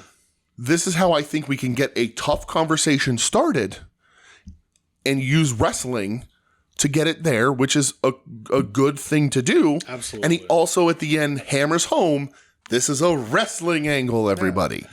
Yeah, unfortunately, people, I think, I don't know, man, they look too fucking far into it with wrestling sometimes. Right, It's absolutely. Like anybody with a brain knows, like, hey, guys, this ain't fucking real. Right. Like, and again, it's just... and that is easier for us to say because we don't have a dog in the fight. You know what I mean? Like, we're not... No, and I clearly said before, like, if you're offended, I'm not going to tell you absolutely. not to be. You're not That's your fucking right. Right. You know? But at the same time, like, if you're really thinking, like, oh, well, he really hates him because... Like, deep breaths and realize they're telling stories here and that bad guys, in my opinion, bad guys can be bad guys. Yeah. Bad guys can do bad things. And the point here is that a bad guy did a bad thing, and Max was going to kick Juice's ass for it. Yeah, he's going to beat the shit out of him. I love Juice Robinson. This match should be a heated Max pounding the fuck out of Juice. Yep, it should just be 5 minutes Max beating him pillar to post. You know, and then Juice not even getting a move in. Nope. And that's exactly what it needs to be, and I think that's what they're going to do with it, and I think that's the really smart thing to do here, right? So that's what it is. There's a ton of discourse. There's going to continue to be a ton of discourse. If AEW feels that, because like Fox News ran and called like, well, I saw TMZ. Yeah, TMZ ran. Fox News ran. Dragon AEW. All this stuff, like just all this like clickbaity outrage bullshit that like these news stations peddle in, all of them. And of course, because it's what's going on in the world right now. Right, and no publicity is bad publicity. Yeah. You know, and I just think that, you know, it's going to be interesting. If AEW feels the heat's too big, they don't have to ever mention this again. No, they don't. They can completely walk away, and that's that. You know, I saw some people getting mad that, like, Tony didn't address it and apologize. It's like, but Max did, and it's the story that they're telling on TV. Tony's not responsible. Yeah. It's just, you know, and like also, you know, for those of you who know or don't know, Tony and his family are from Pakistan. So, you know, they're not in the hotbed of this in any way. You know what I mean? There's no sort of cultural aspect of Tony's life that informs his sort of decision on what's going on in the world. But yeah, it's tough. And like I said, like it, don't like it. It's completely your right. If it makes you change the channel, it makes you change the channel. It's the risk AEW's taking. But like Max said, it's kind of interesting that they're going to have do a tough talk through professional wrestling. Yeah. It's, you know, it's what it is. You know, wrestling's always done this. We've talked about it when, you know, Slaughter turned and all that shit. I'm sure, I don't remember because I was a kid. I remember when it happened, but obviously not tuned into the outrage. Sure. But I would imagine that people were calling in the news stations and WWE got letters about Sarge turning. You would think, right? And all that kind of shit, right? And they've done that. And, you know, the big example that I see all the time, and I mentioned it earlier, and you know, the comparison, like apples to apples, maybe not directly, but like Triple H and Booker T. Yeah, there's that. Triple H ends up beating Booker T. Yeah, like and the problem was the bad guy won. Right. The hard talk there wasn't resolved. No. The hard talk at the end of that day was reinforced. Yeah. So, like, if Juice walks into that ring and hits MJF with the roll of quarters and beats him, the AEW is so fucking wrong. Yeah, that would be a good move. But MJF, hopefully, is going to kick the shit out of Juice. And Juice is going to look great doing it. And it's going to be this great piece of TV where your wannabe babyface champion is going to come out as white meat babyface as he's probably ever been. Yeah. And also, aside from the content of everything, he's one of Max's better promos. Oh, definitely. That was really good. Yeah. You know, I think him against the Bullet Club Gold, the best Bullet Club to ever exist, by the way. Easily. Has been really good stuff. I like... and there's a lot of stuff they can do with it, too. Well, and I like what happens afterwards, too. With the Acclaimed coming up to Max. Right. You know, just saying, like, hey, man, like, we noticed you don't really have Right, you got no friends. And, Right. and Max Caster says, like, we'll be your friends and we got your back. Right.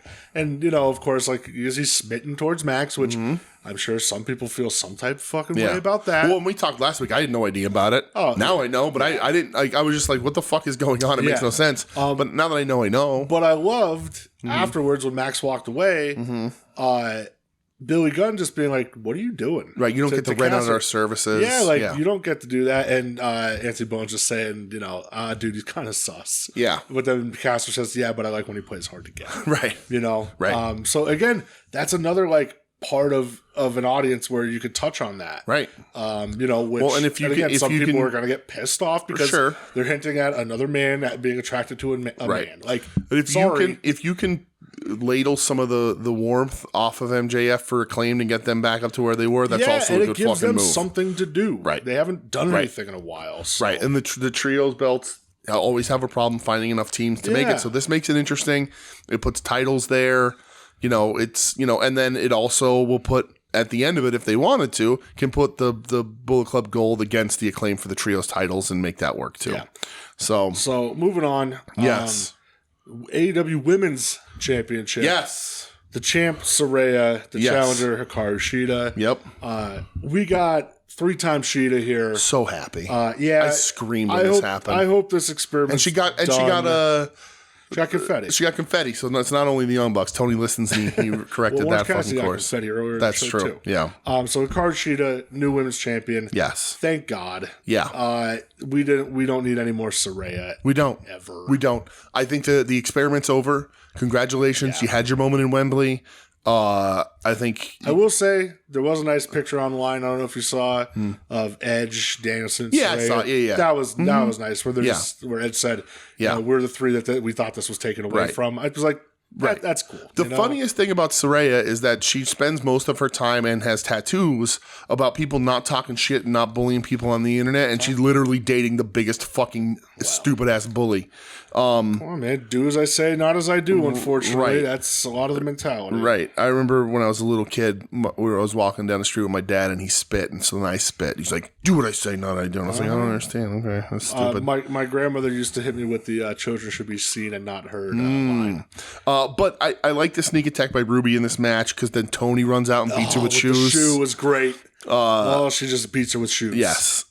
Hilarious. Yeah. God bless Tony Storm. For real. She's so much fun. So much fun to fucking watch. She is great. But thankfully Shida has the belt back. Yes. Let's fucking course correct this goddamn women's division, please. It's funny. Every time they need to, they put the belt on Shida. Well, I mean, you look at the champs. Shida with the women's title. Yeah. Statlander with the TBS title. And to a certain degree, kind of forgotten a little bit, but Athena with the ROH women's title. Like, those are 3 fucking real solid champions. Shida, they are very solid champions. Shida always delivers. Always, yeah. Always, man. Always. Like, she is such a solid rock for that company. The fans are always love her. No one's ever going to complain that Shida's champion again. She's their biggest women's star. Britt, I think they know. Yeah, I don't. And Britt has said, like, I don't need to win matches. Maybe, my role changes. I think because she knew that.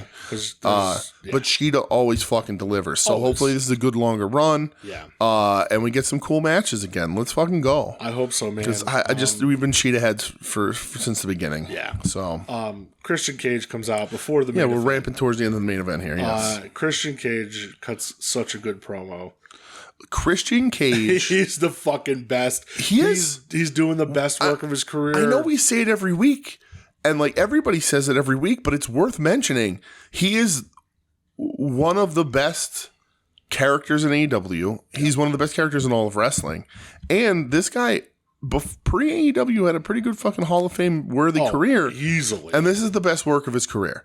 Easily the best work of his career. Easily. He is one of the most engaging villains I've ever seen in pro wrestling. Yep. When he has matches, they're fucking good. Yeah. And like, he is not necessarily doing a ton of cheap shit to get the heat that he gets. He just knows how to fucking do it. He knows how to work a crowd. It's really, really amazing. Of course, he does like the stuff about Nick Lane's mom and all that sort of shit. Yeah. But like, he has just hit this sweet spot that like the shot at Edge's failed run with the Judgment Day. Right. And like, he is doing so good. Like, it's going to be hard because they're going to turn them because they're going to have to because everybody wants Edge and Christian back together before they're fucking done. Yeah. That's going to happen. Uh-huh. But like, God, is he fucking killing this run?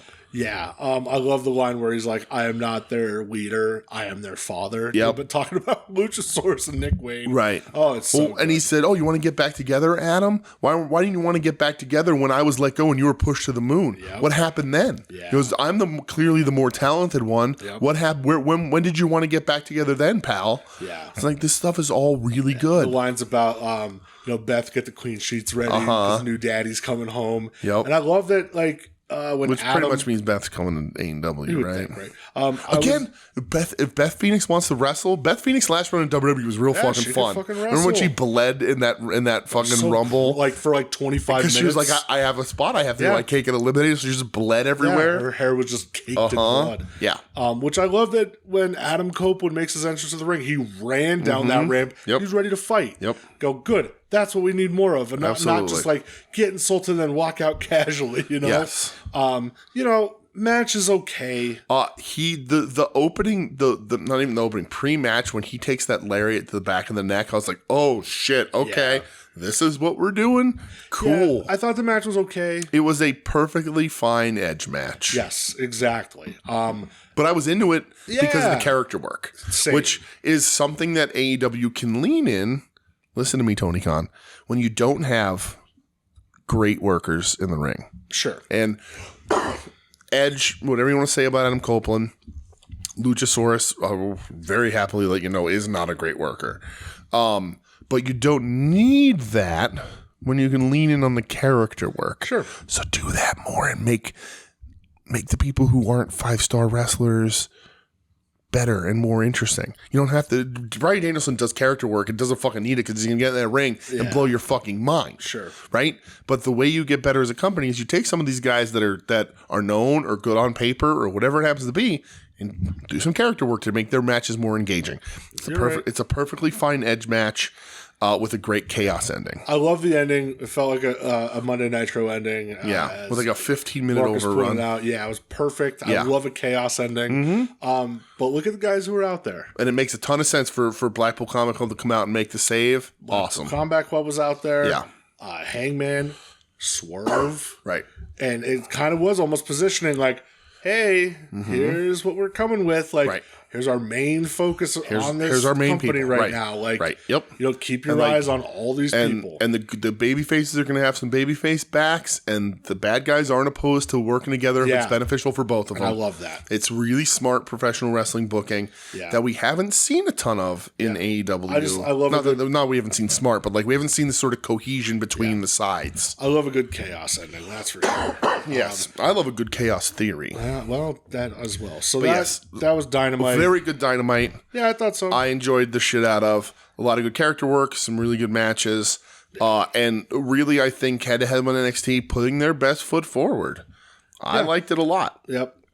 Now, NXT, this is where you have to hold my hand. the old days. That's fine. I'll hold your hand, buddy. I'll hold your hand. NXT. Here's a rundown, then we'll talk about it afterwards with the ratings and whatnot. I will tell you right now that I saw online that the Edge segment is the highest rated segment from both shows. Yeah. I watched a little bit of NXT, but I just didn't write anything. Okay, that's fine. So NXT, I watched the whole show the next night. Fast forward through commercials, of course. Sure. But I watched the whole thing. I haven't watched NXT in fucking forever. Yeah. I've said on this show a bunch of times that the product does not connect with me anymore. I don't feel like I need to watch it. There's nothing bringing me in. If you like it, you like it. I ain't going to fault anybody. But the quick cuts, the directing style, the presentation, it hurts me from getting involved in your television show. And as we talked about on the No Mercy pay-per-view, Booker T fucking sucks at his job. Yeah, Booker T's real bad, and I hated the piped-in crowd noise on this stuff. Yes, right. It's like that underlying hum. Right, they did that on the pay-per-view too. It's terrible. You're in a small venue, and this it. crowd was fucking hot. Yeah. You don't need to pipe that in. Don't need it. You know what I mean? And what does that fucking venue hate it. fucking hold? 500 people? It's tiny. It's tiny. Yeah. But like they're up on their feet, and it looks great on TV. So WWE had said that for NXT that the first half hour was going to crush AEW's first half hour. So they open up with a Cody Rhodes promo. And I am trying to be as honest and open with my review of NXT as I possibly can. I haven't watched it in forever. I don't know a lot of these people. There's some people who are still hanging on and doing the same shit from when we watched the last time. Yeah. But I was trying to be like, okay, honestly, what are you giving me as a pro wrestling standpoint? And honestly, you've made it Raw light, right? You've advertised, we said before, Cody, Undertaker, LA Knight, Paul Heyman, Asuka, the Brawling Brutes, like all these fucking people are going to be there, Cena. So like, you should be doing a shit ton if you're going to get new viewers. Somebody who's like, I only watch Raw and SmackDown, but this is like a Raw or SmackDown light. I'm gonna watch this. Sure. To get them acclimated to your product. I don't think they really did that at all. This was a Raw light. Yeah. It doesn't help your talent to just have them put up against WWE people, main roster people, and have them fucking lose. It doesn't help. It does nothing. I agree. It does nothing but show that you're just... I had a conversation with my boss about that today. You're just trying, like, you're just hollowly trying to stick it to AEW. You're not trying to put on a better show. You're not trying to put your best NXT foot forward. You're like, we need John Cena to come on NXT for the first fucking time ever so that we can beat this competition who aren't actually our competition. Yeah. We don't actually care about them. They're insignificant to us. They're so far away. But we have to bring fucking John Cena and The Undertaker to NXT. But anyway, I was like, from segment to segment, there's some talent here. I want to view it as objectively as possible, or subjectively. I don't know what word to use there. So anyway, Cody out for a promo to open. I don't know what to say. Right. There. And I have the same issues with Cody that I've always had with Cody. And the funniest thing to me about Cody Rhodes is that what I remember the most about Cody Rhodes, independent, AEW over to WWE, whatever, was always like, I want to be myself. I don't want to just always be referenced to my dad. I don't want, I want to create my own thing and be my own man and do my own shit. And then when does he come out and he's like, hey guys, you know who my dad is? He used to run NXT. So he comes out, he does the what do you want to talk about thing. He announces there's a men's breakout tourney after the women's happening. Yep. Bring back the Dusty Tag Team Classic. Yeah. He said that all he has in WWE is leaning into his father, or that's all he does. And then he says that he's been made special GM by Shawn Michaels for the night. Okay, great. So he just has 3 or 4 more backstage segments because you're putting Cody up against his old company. It just rings so hollow for me. But I was like, okay, it's a Cody promo. It's fine. Sure. It's what Cody fucking does.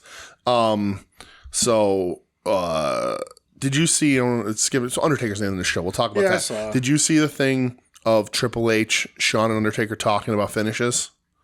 Oh yeah, that's from a while ago, wasn't it? Was it? No, I thought it was from a while when he was like they were the super kid. And he's like, he goes, everybody uses your finish, or Shawn's like, yeah, they don't really protect my finish anymore. Yeah. And then Taker says, your finish comes after the lockup. Yeah, after the lockup. Really funny. And then there's also the thing where Taker shows up for this, and Shawn's like, thanks for coming. He's like, I brought my gear. And he goes, trust me, you're not going to need it. Yeah. So Dragunov comes out to like talk to Cody Rhodes. He's in a suit. He looks great. I like Dragunov as a wrestler. The character confounds me. Yeah, it's weird. He does weird faces, and then he does like the maestro thing, but he's not the maestro. Damn right, there's only one maestro. And I don't know. But he's a great fucking wrestler. What up, Stro? Then they're interrupted by, that's the other thing. Dom's on there every week because he's the North American champion. Dom and Rhea come out. Rhea. And then they have that whole thing because it's Dom versus Dragunov. Yeah, with LA Knight as special guest referee for no fucking reason. Whatever. Then we get the vignette of Cena driving up. And Honda Civic. Yeah, and he's like, I don't know where do I go? Whatever. Roxanne Perez, who won the championship. Remember when she did that? She won the breakout tournament. That was Roxy back at the end of Ring of Honor.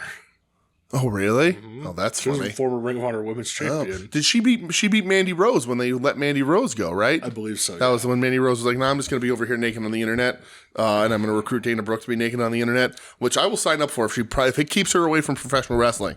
But anyway, Asuka versus Roxanne Perez. Yeah. Shotzi Blackheart comes out to do commentary again for no fucking reason. She's announced as the host of Halloween Havoc, the 2-night Halloween Havoc. Yeah. This match it's fine. It's all right. Right? But at points, Asuka had to walk Roxanne Perez through some stuff. Yeah. She looks sloppy at times, and Asuka beats her. It doesn't help Roxanne Perez at all. It's a fine match, but it's just a slightly elevated squash match, which doesn't show me what NXT is in any way. Yeah. And it bothers the shit out of me. Like, if I'm gonna and I love Asuka, and they're like, oh, she's never been defeated in an NXT ring. Asuka. I don't want her to lose here. I want her to not be here. Yeah. I want to see if Roxanne Perez and whoever they can put up against her has a as good or better women's match than what AEW put on fucking TV. Yep. And I don't get to see that here. You can't judge that against each other. No. And granted, I guess you can because AEW should be wanting to compete with Raw and all that kind of shit. Mm-hmm. But like they don't. They're the second fucking company and they're behind. They're cool enough, but whatever. Heyman shows up, doesn't know how to get into the building. It's a running joke. Cody makes LA Knight special guest referee. There's a pub rules match. The Brawling Brutes and Tyler Bate versus Gallus. Mm-hmm. It's fun chaos. They got beers. They got tables. I saw darts and hands. Right. There's they did the dart in the hand thing, but it was obviously through the fingers. Whatever. Fun chaos. It was a fine match. I don't have a problem with it at all. I had fun with it. I kind of enjoyed it. But again, I'm like, okay, but I'm not going to see these guys again. So here's my whole problem with this whole show. I'm just so disassociated with it. And that's the big problem. That's like we don't watch. You with All Japan. Right, we just don't watch. I feel very disassociated. Right. When there's matches on pay-per-views, I'll check them out like we did last week. But the thing is, and that's sort of my point here, is that like instead of, and I guess maybe they're hoping that like, well, I liked Gallus when they wrestled that pub match against guys on Raw. I'm going to start watching NXT because I liked Gallus. But I'm like, I'm not going to get this match. I don't know. But they lose. Didn't they? Right. Yeah, they lose. Right. It just doesn't, whatever. We get a Becky Lynch versus Lyra Valkyria video package. I loved this because it showed because I don't know anything about Lyra Valkyria. Becky's champion in NXT for whatever fucking reason. Yeah. She has been for a while though. And this is they show Lyra went to the same school. They show Becky going over to her school while she was a WWE superstar to talk to them and actually saying you can do this. Yeah. That's all super cool stuff. This is what this whole show should have been. Want to see, because after this, I was like, oh wow, is Lyra Valkyria? I don't know the name, but this is cool. She comes from the exact same place as Becky Lynch. Sure. Becky Lynch is a huge star, arguably the biggest women's star they've had. I don't know if you saw the clip this week where Becky said they almost cut a ligament in her arm. Remember that picture I showed her from that glass or whatever? It almost cut a ligament. She came that would have been terrible. Yeah. But I like all that stuff. Then Lyra's interrupted by Tegan Nox, and I'm always happy to see Tegan Nox. But Tegan's postponing their match against Becky, whatever. Cena's here. He comes in. Braun Breaker interrupts Cena's promo. Braun's fine. Right? He sounds just like Scott Steiner, which is the most entertaining thing about him. He lays out Cena and then bails before he gets hit with the AA. Yeah. And then we get Cody walking backstage, and he is approached by the Pepperoni Paisans. I don't know what that means. Pepperoni Paisans. I don't know what their names are, but that's a better name than whatever they happen to be. They need Cody to help them solve a problem. Yeah. And then it's announced a 10-team over-the-top battle royal. And then and AEW does this a lot, the sort of the tag team eliminator where both members start, but the team isn't eliminated officially until both guys are thrown out of the ring. Yeah. But this is the last two teams then become a regular match. Even if one of the two guys was interrupted, he gets to come eliminated, he gets to come back in, and then it's a match or a regular match. Cody, of course, mentions his dad again because he can't not, and then says he's going to call this the Bada Bing, Bada Boom Battle Royal. Yeah. So there's that. Baron Corbin is here. LA Knight interrupts Baron Corbin's music he plays, and LA Knight goes out for his match, so Corbin couldn't even get that because Corbin wants to wrestle for the title. Dom Mysterio versus Dragunov. Very good match. Dom's mullet is fantastic. Yeah, what a mullet on him. Dragunov is a very capable, probably borderline great wrestler. Yeah. Outside shenanigans cost Dom, and that's good to keep everybody strong. Yeah. He's your champion, but Dom's also your lower level champion and sort of a main roster guy. Corbin and Dijak fight over who gets to be in the title. Because Dijak jumps Dragunov, and then sort of Corbin was coming out to do the same thing. He's like, well, I got him to him first. And then that becomes a 3-way. Corbin says that Cody owes him and he wants a title match, and then it's a 3-way for next week. Whoever wins the main event. Yeah, then they get into a 3-way number 1 contenders title, right? Yeah. So it's whoever wins the main event versus Dijak versus Corbin. Cena and Carmelo Hayes, because Cena's in his corner for the main event. Yeah. Jade shows up looking fantastic. Great. I like that they're like teasing where Jade's going to be. Like every show's trying to court her. Yeah. If you put her on NXT, I'm going to laugh forever, and that's a bad fucking move. Yeah, that would not be It's great. A real bad move unless she just wins the title the first week and then is on main roster with it the next week, kind of like they used to do with, and then eventually she just showed, but like she's main roster, you have to. You have to. Yeah. Like, come on. There's a point too. So Dominic Mysterio is leaving. He's all like iced up and he's leaving the arena and he's all mad. And he gets stopped by somebody who's like, "You think you're this champion? I want this belt." Yeah. So do you remember? But I think his name was Ben Carter. Oh, is that him? Yeah, that's him now. Because Dom goes, "I don't know who you are." Yeah. And I was like, well, neither do I. Yeah, no. So yeah. this helps nobody. Literally, like, if you're not an NXT watcher, right. In the know. And commentary doesn't say like, "Oh my God, Ben Carter," or whatever the fuck his name is. Yeah. They just like, Dom just goes, "Who the fuck are these guys?" And I'm like, yeah, Dom, who the fuck are these guys? So we get another women's match, and I like that they did 2 on the show. Yeah. And it fits seamlessly and doesn't take anything away. Listen to that, fucking Tony Khan. Let's do some shit here. But this match stinks. Yeah. Lola Vice versus Danny Palmer. It's in the breakout tournament. So it's their newer women's talent. It's not good.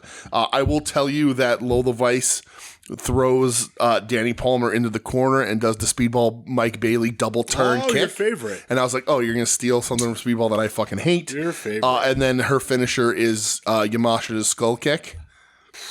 Which we'll talk about later. Stealing fucking everything.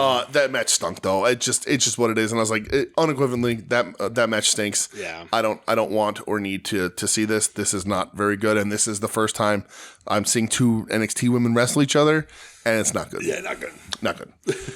We get a Chase University. Chase University is still a thing. Oh, okay. So that's cool. And the girl that used to be with JC Jane, there, that's right. And Thea, whatever her name is, Hale, interrupt the class because Thea Hale used to be in Chase U, and now she's all gothed out, looking great. And they're going to take the class, and so they sit down, but then they're on their phones causing all these problems. And the one dude, Duke Hudson, is there. He's in the class. I guess he's like the star pupil. Yeah. But at one point, Chase U starts like Bobby Knight freaking out on everybody, smashes a phone, starts cursing. Yeah. I thought that was funny. Is that the Bravado brother? Yeah, it's the one Bravado brother. It's cheesy bullshit, but I liked it. But like you can even see like it's not in his personality to be like cursing like they're having him do. So that was funny because he's just struggling a little bit with that. We get Heyman hyping up Braun Breaker. Next up, let's see. I'm going to say one of the most tweeted about NXT things of the week happens next. And it is if I was to say, I'm going to say 2 words to you that make a name up. And I just want you to know if you know who I'm talking about. I'm sure you do. Lexis King. Oh yeah, that yeah. Okay. 2 seemingly random words mashed together to make a name of a person with one of the most recognizable names in professional wrestling, and also one of the most infamously untalented professional wrestlers I think I've ever seen in my entire fucking life. The Brian Pillman thing, the promo where he gives up his dad, separates himself from his father about watching his dad and saying, I didn't know my dad. Yeah. He died when I was 4. Why would I want to honor him? Yeah. It was like, I tried everything not to be in this business. Sure you did. And he's like, I played football. I did whatever. Lacrosse. I even got my college degree. Right. But it's in my blood. Yeah. Real dumb promo.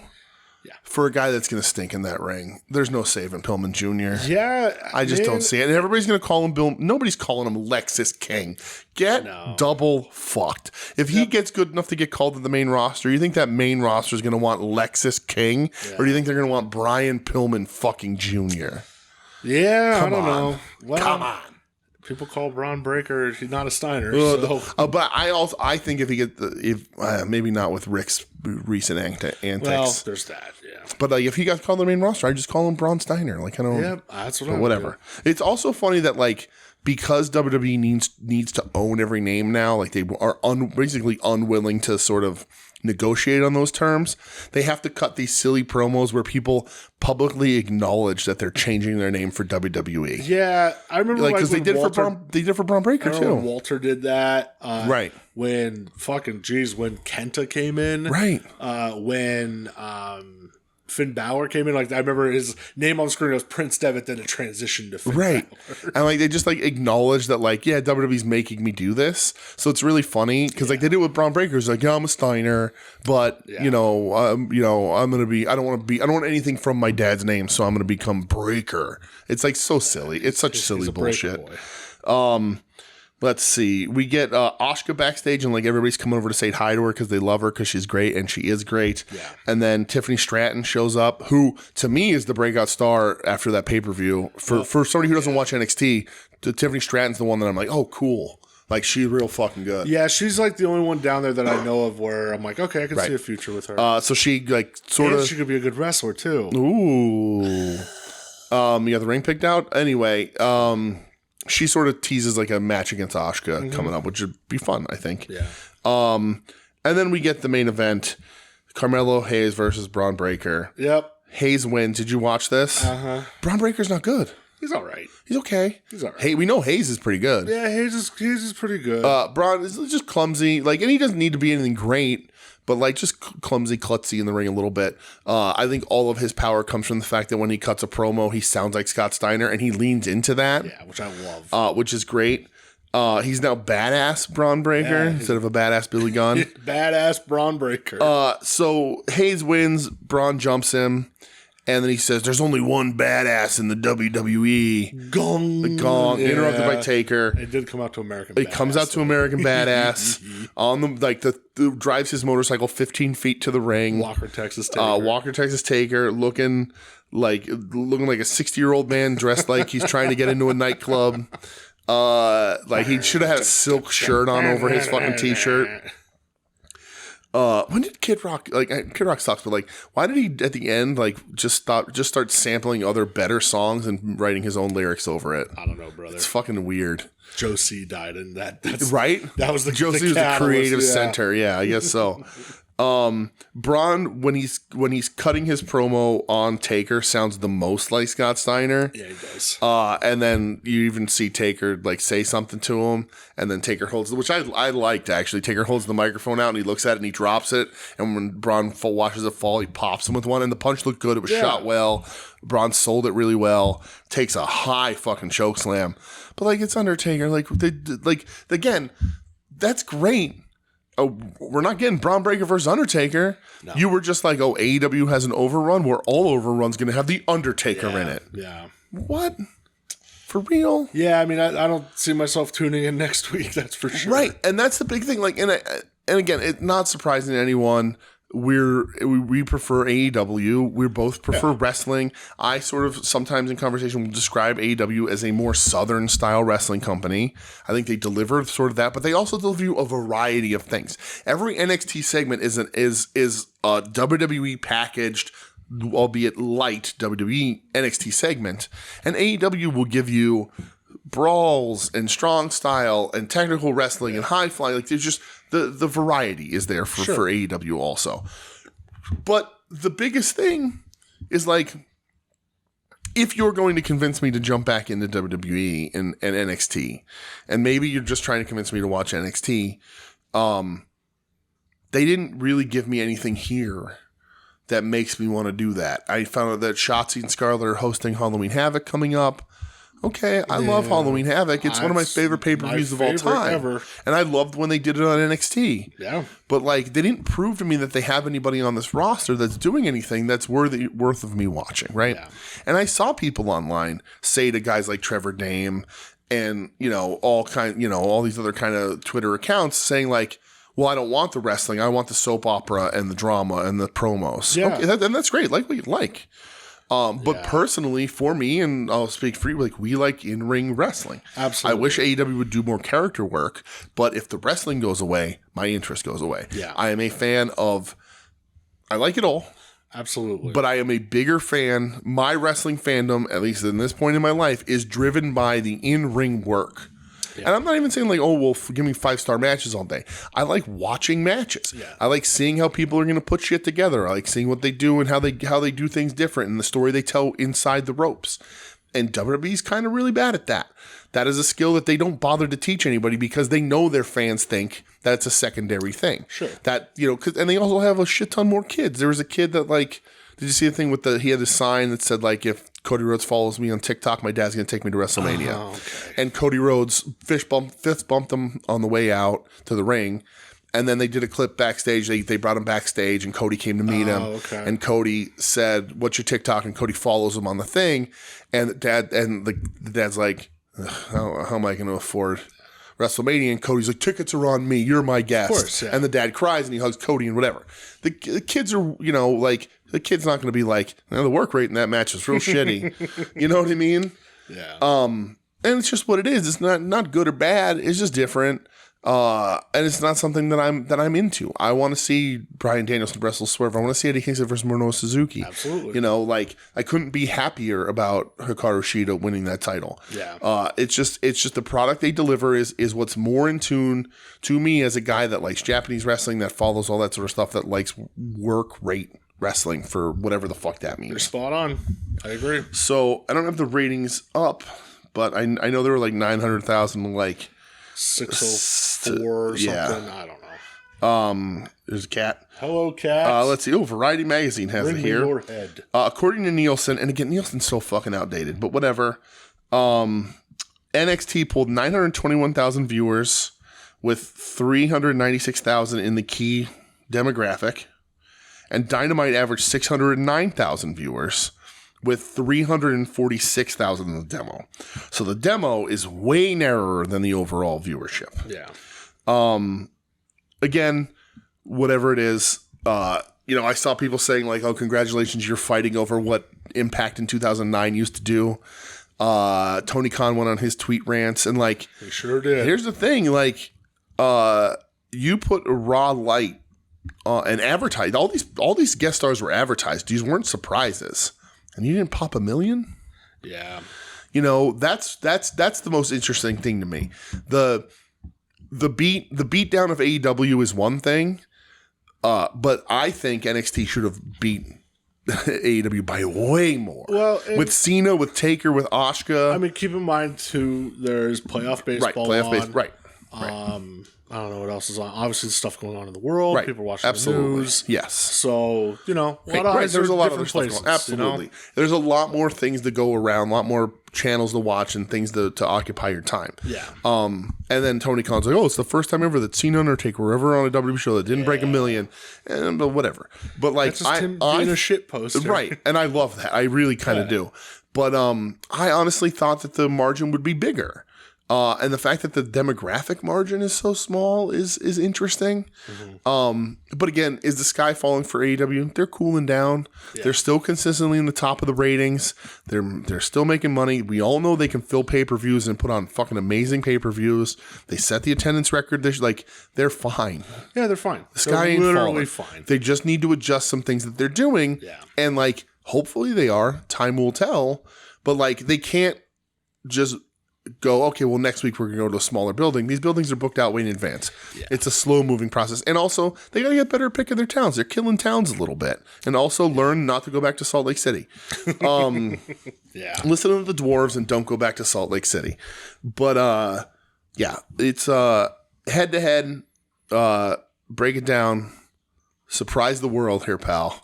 Which show did you prefer? I mean, obviously Dynamite. Dynamite, right. It's just what it is. Not telling any tales there. Right. And again, if you like the other one better, that's fine. Yeah, nothing wrong with that. But from me trying to be as honest with myself as I can be, I liked the Dragunov match versus Dom. I liked the Brawling Brutes match. I thought it was a lot of fun. Yeah. But nothing's like, oh man, I can't wait to see where this story goes in NXT. Yeah. The only person I'm really interested in the whole thing is Tiffany Stratton, and that's because of the No Mercy pay-per-view. That's not because of this. Yeah. So yeah, I was just like, okay, we got an NXT show. If anything, I've been proven that I don't need to, I'm proven right that I don't need to watch it every week. Yeah. Again, just like with No Mercy, if you or somebody else shoots us online and is like, hey, this is really cool on NXT. Hey, check this out. Or hey, I'd like to hear your opinion on it or whatever. I'll absolutely give it a watch. Oh, no doubt. But, yeah. I ain't going out of my way. They didn't give me anything to go out of my way for. Also, on top of all that, I don't give a shit about the fucking Undertaker. Come on. Not in 2023, I don't fucking care. Nope. I like Cena just fine, but I'd rather watch a Cena movie than a Cena in WWE. And also, once the strike completely ends, he's fucking gone. Fucking out of there, brother. And Cody, whatever, I can go either way. So I'm all set over here. Right. The only person on this entire show that I really give a shit about watching and will maybe go out of my way to watch is Jade. But she's not going to be on NXT. God I like watching Asuka. Yeah, but they're on NXT people, and that's sort of, we don't know where Jade's going to land. Yeah. God, I hope it's not NXT. That'd be weird. God, I hope it's not NXT. Yeah. But I sure as fuck ain't going to rile myself up to watch Lexis King. That's not happening. All right. That's the end of that. Welcome. Thank you, everyone, for listening to the Tuesday Night War Warheads. Yeah. Thanks, Warheads.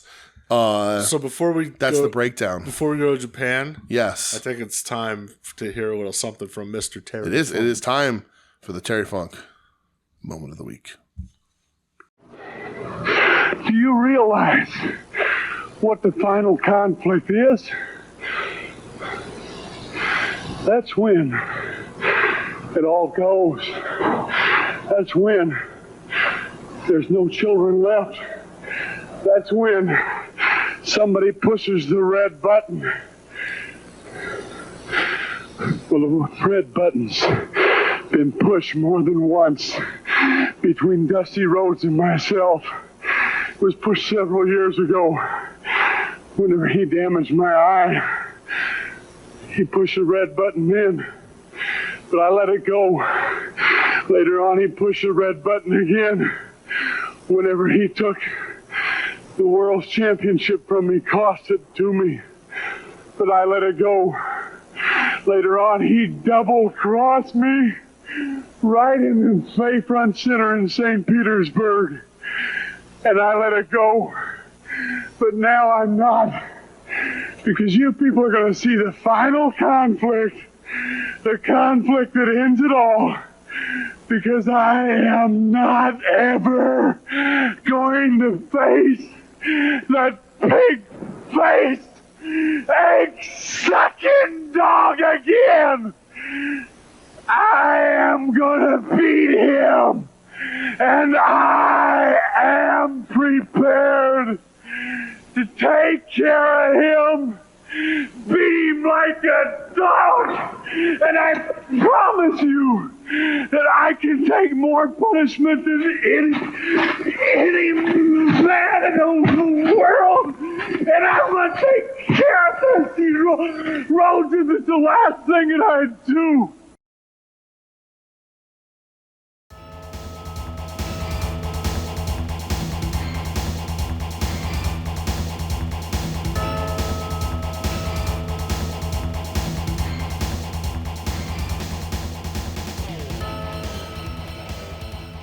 Look at us, we're in Japan. Okay, I didn't know if we were on our trip yet. We are. All right, we're here. That was okay. Okay, we're here. We made it. All right, so we are here. Yes. Thank you, Terry Funk. I just thank you, Terry Funk, for being fantastic as always. For your disparaging words of Dusty Rhodes. Oh, jeez.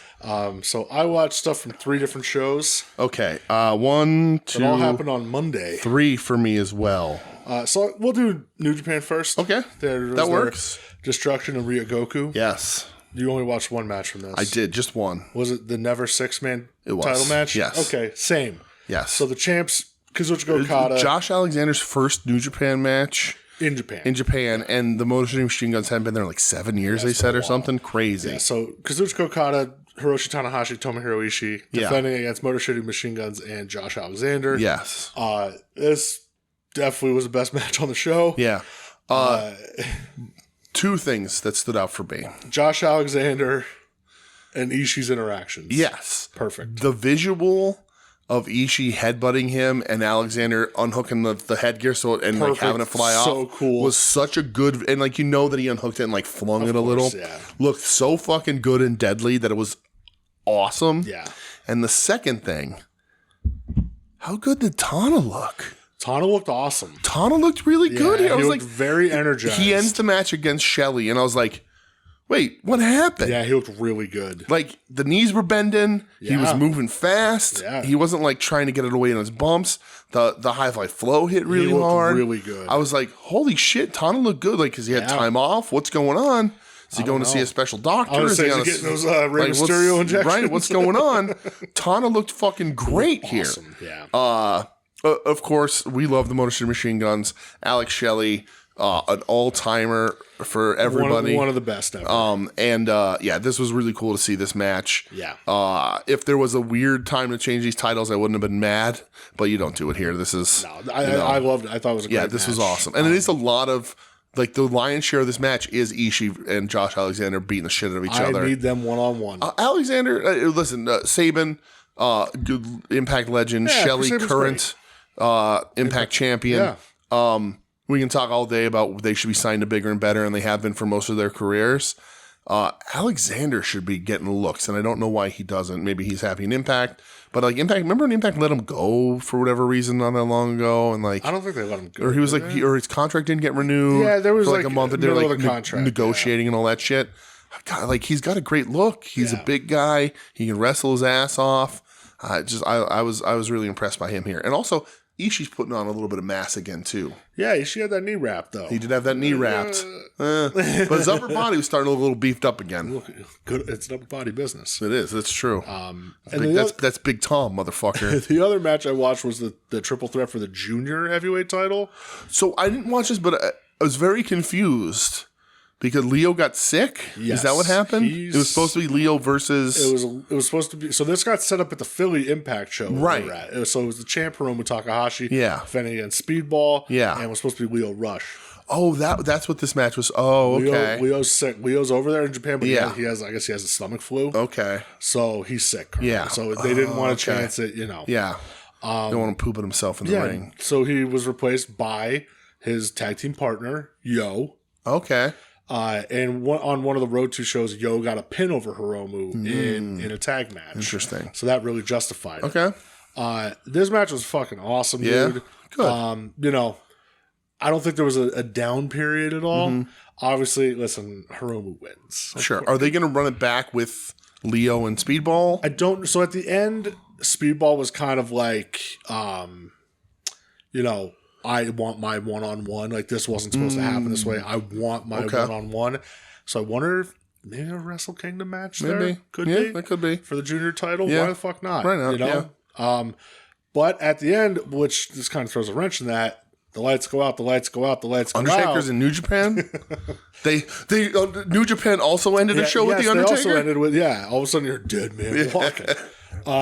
Lights come back on, and it's a returning Taiji Ishimori. Oh, he's been out a long time. He's been out since the junior tournament. Yeah. In a match, he got hurt against Hiromu. So he beats the shit out of Hiromu. Nice.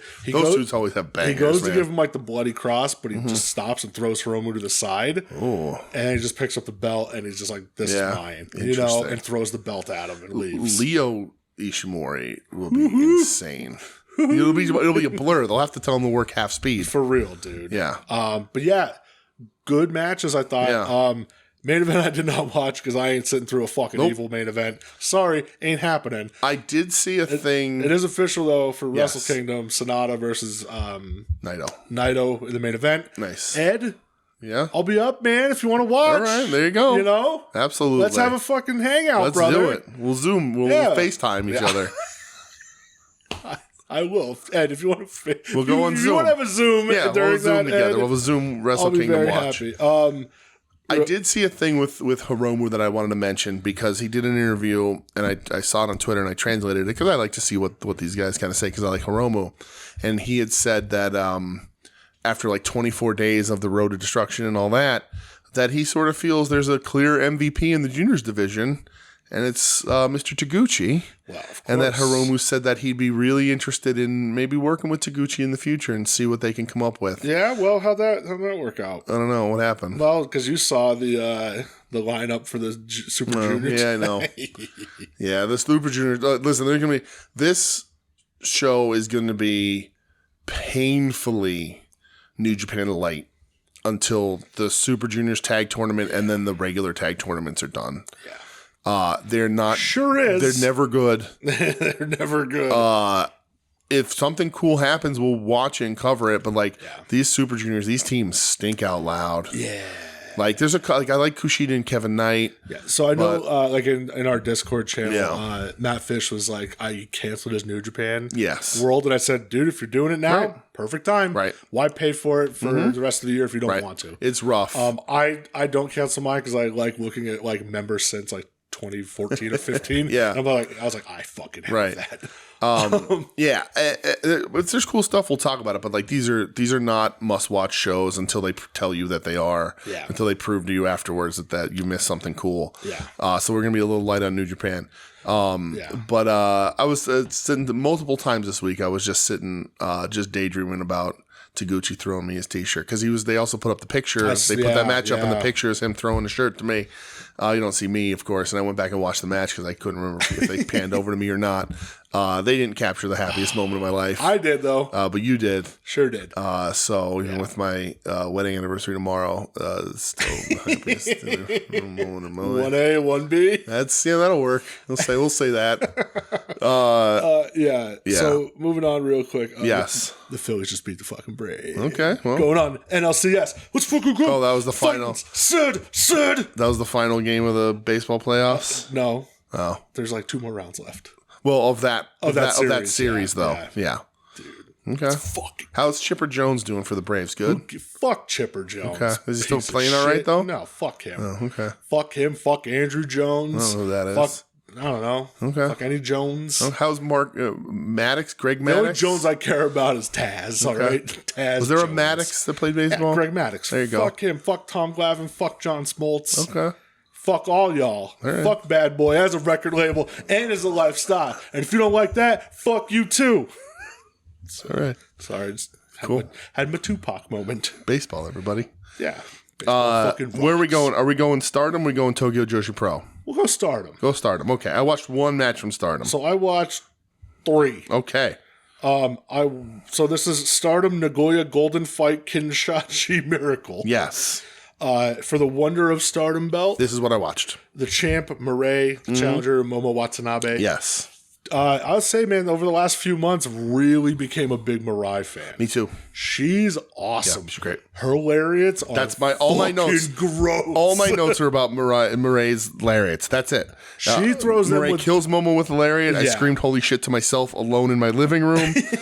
And then Momo hits a dragon suplex into a wrist clutch half and half suplex Dude, how combo. gross was that? And then throws a fucking another lariat and kills Momo with it. That's Yeah. I was just like, holy fuck, these lariats. Love it. It's difficult to get me to actually scream in my living room. And she hits a lariat, and towards the middle of the end of this match, I was like, holy shit. Killing people. Yeah, I really, this match is very really good. enjoy watching Mireille lately. Yeah, for sure. I like Momo a lot too. Yeah. Momo has that Balzac patch on her vest. Yeah, fuck yeah, Balzac. But Mirai's awesome. Yeah, It's incredible. A very good match. Yeah. I watched nothing else from this show. All right, so I watched the 6-woman tag Okay. of Kyrie because this is her last match in Oh, that was her Stardom. last match? Oh, that's a shame. Now she's going back to WWE apparently. Why? She teamed with Mayu Iwatani and Nene Takahashi. Oh, we know why, because she's running from the mob or tax That's evasion like or something. weird fucking rumor. Yeah. Going up against the team of the Stars stable, which is Hazuki, Koguma, and Saya Ida. Okay. Dude, so Saya Ida, you would like. Yeah. She is a little powerhouse. Okay. Her and Nene were just having a power Yeah, off. I saw Nene was in Just this match. shoulder but yeah. blocking each other. That's cool. Oh, so good. I think the Stardom High Speed Championships title switched too in this show. I did. I didn't watch it. Yeah. I was just this was like the last thing I watched this week. I was just trying to fit in. And in classic Bad Terry fashion, Kyrie was probably told she needs to eat a pin on her way out. You know, you normally do. Time-honored tradition. Sure. Do the honors. Right. That ain't working for her brother. Oh, yeah? Because she got the pin. She wins the match with the insane elbow. All right. You know, it's a fun match. Yeah. They do like. Have you ever seen that clip from Stardom of Chelsea Green in the corner getting murdered by a drop kick? They did that in this match with Mayu Iwatani again. Nice. Just murdering somebody. It's one of my favorite spots. Yeah. You know, Kyrie afterwards cries and stuff, and going back to WWE. All right, I'd cry if I went back to WWE too. Yeah, I don't know if I'd cry at that paycheck. Well, that's true. It's a paycheck. And then I did watch the main event for the World of Stardom title, Tam Nakano versus Natsuko Toro. So Natsuko Tora, she's like on the older side for Stardom. I think she might be like 33, which that's old in Stardom, which is funny to say that, you know. It is, for sure. So I mean, there was a time in Japanese wrestling, female wrestling, where she retired for 7 years. Yeah, so. exactly. Or 8 years. And not even joking either. Yeah, That's the truth. Match was good. Tam wins. Yeah. Got a little sloppy at the end, but when Tam hits her like violet screwdriver or whatever it's called, it's so fucking gross. Yeah, Tam's awesome. Like drops her right on her fucking head. And it's a fucking, it's so gross. Yeah. Like I kind of want to show you the clip. It's gross, but Tam wins. And at the end, Suzu Suzuki comes out to challenge. Oh, yeah? Nice. Suzu better win that belt. Let's go. I think Suzu's going to win that Suzu belt. now has her shirt that says The Fury Suzu Suzuki. Okay, I like it. Fuck it all. I like it. I like Suzu. So yeah, Stardom, and then there was a little press conference, I guess, with Stardom and Bushiroad and stuff, and Julia came out and said, there's no reason why the 5-star GP needs to be 2 months long. There isn't. And she said, we really need to tighten it up. And it needs to be over a month, maybe month and a half tops. Okay. Because the thing is, they wrestle a lot of shows in between, too. And that's where she's saying, why are we doing that? Yeah. You know, we need to really tighten this up and make this important. And every show, like, hey, we're having our matches. Right. And not anything in between, you know. And I was like, I agree with that. They should just follow the New Japan and it's good formula. when your biggest star comes out and says stuff like mixed that. tags, tournament matches. Yeah. 1 or 2 tags, tournament matches. Like your tag matches are with the people who are going to be in the tournament matches the next night. Yeah. And then you run your tournament matches. Exactly. It's a smart way to do it. Yeah. And then, to finish it out, Tokyo Joshi Pro Wrestle Princess. Big fucking show. This is their big show. So these all happened on Monday. Yeah, really crazy. I think there was a holiday in Japan that day, and Makes sense. they all ran because Noah ran a show too. Yeah, I didn't watch it, but like these all ran the same day. So, I watched 1, 2, 3. I watched 4. 4 matches. Ooh, okay. The first one I watched was Miyu Watanabe and Yuki Arai going up against Ryu Mizunami and Yuki Aino. I did not watch this one. What's the first one you watched then? The first one I watched was Nyla Rose versus Maki Ito. All right, so we'll talk later because I didn't watch that. Okay. But this match is fucking awesome. Wait, what was it? It was Mayu Watanabe and Yuki Arai I didn't watch this. Ryo Mizunami and Yuki Aino. Remember Ryo Mizunami? I do, yeah. Dude, I love Ryo is such a Mizunami. powerhouse in this match, but like having fun too. Oh my cool. God, it's so much fun. Okay. But Miyu Watanabe and Yuki Arai get the win. Miyu's coming over to the States for a couple shows. Oh, yeah? And said how she's kind of terrified and how she wants to go buy a plastic squirt gun to ward off anybody who tries to rob her. Okay, might not work. I was like, okay, sure. Yeah. I watched, did you watch for the vacant Princess Tag title match? Free Wi-Fi? I did, yes. Okay. This was after the Nyla Rose match. Okay, so go talk. You didn't watch Nyla Rose Maki Ito? No. Why not? I don't want to. Huh. Okay. It was really good. I believe it. So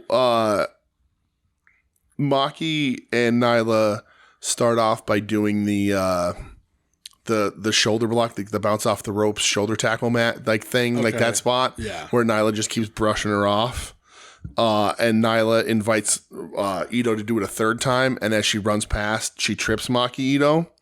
And Maki starts crying in the ring. Like she kneels down and she's crying and she's like really loud about it. And Nyla gets like worried that something happened. So she goes over to see if she's okay. And she goes and Maki Ito asks for water. She's like, can you get me water? I'm hurt. Like, you've hurt my feelings. Can I have water? So Nyla goes and gets her just like a plastic bottle of water. It has no cap on it. And when she bends down to hand it to Maki Ito squeezes it and the water goes all over Nyla's face. Perfect. Which then she like sells really big. Yeah, perfect. It's super funny. It was a great visual. And then Maki then knocks Nyla over. Instead of, they do the rope thing again, but she hits her with a headbutt instead of shoulder tackle. She headbutts her in the guts. And then it was just a really successful, funny comedy bit. Maki goes for the diving, the top rope diving headbutt, the flying headbutt, if you will, misses, and then eats a beast bomb where she bounces back up like 2 feet up off the mat. It was really fun.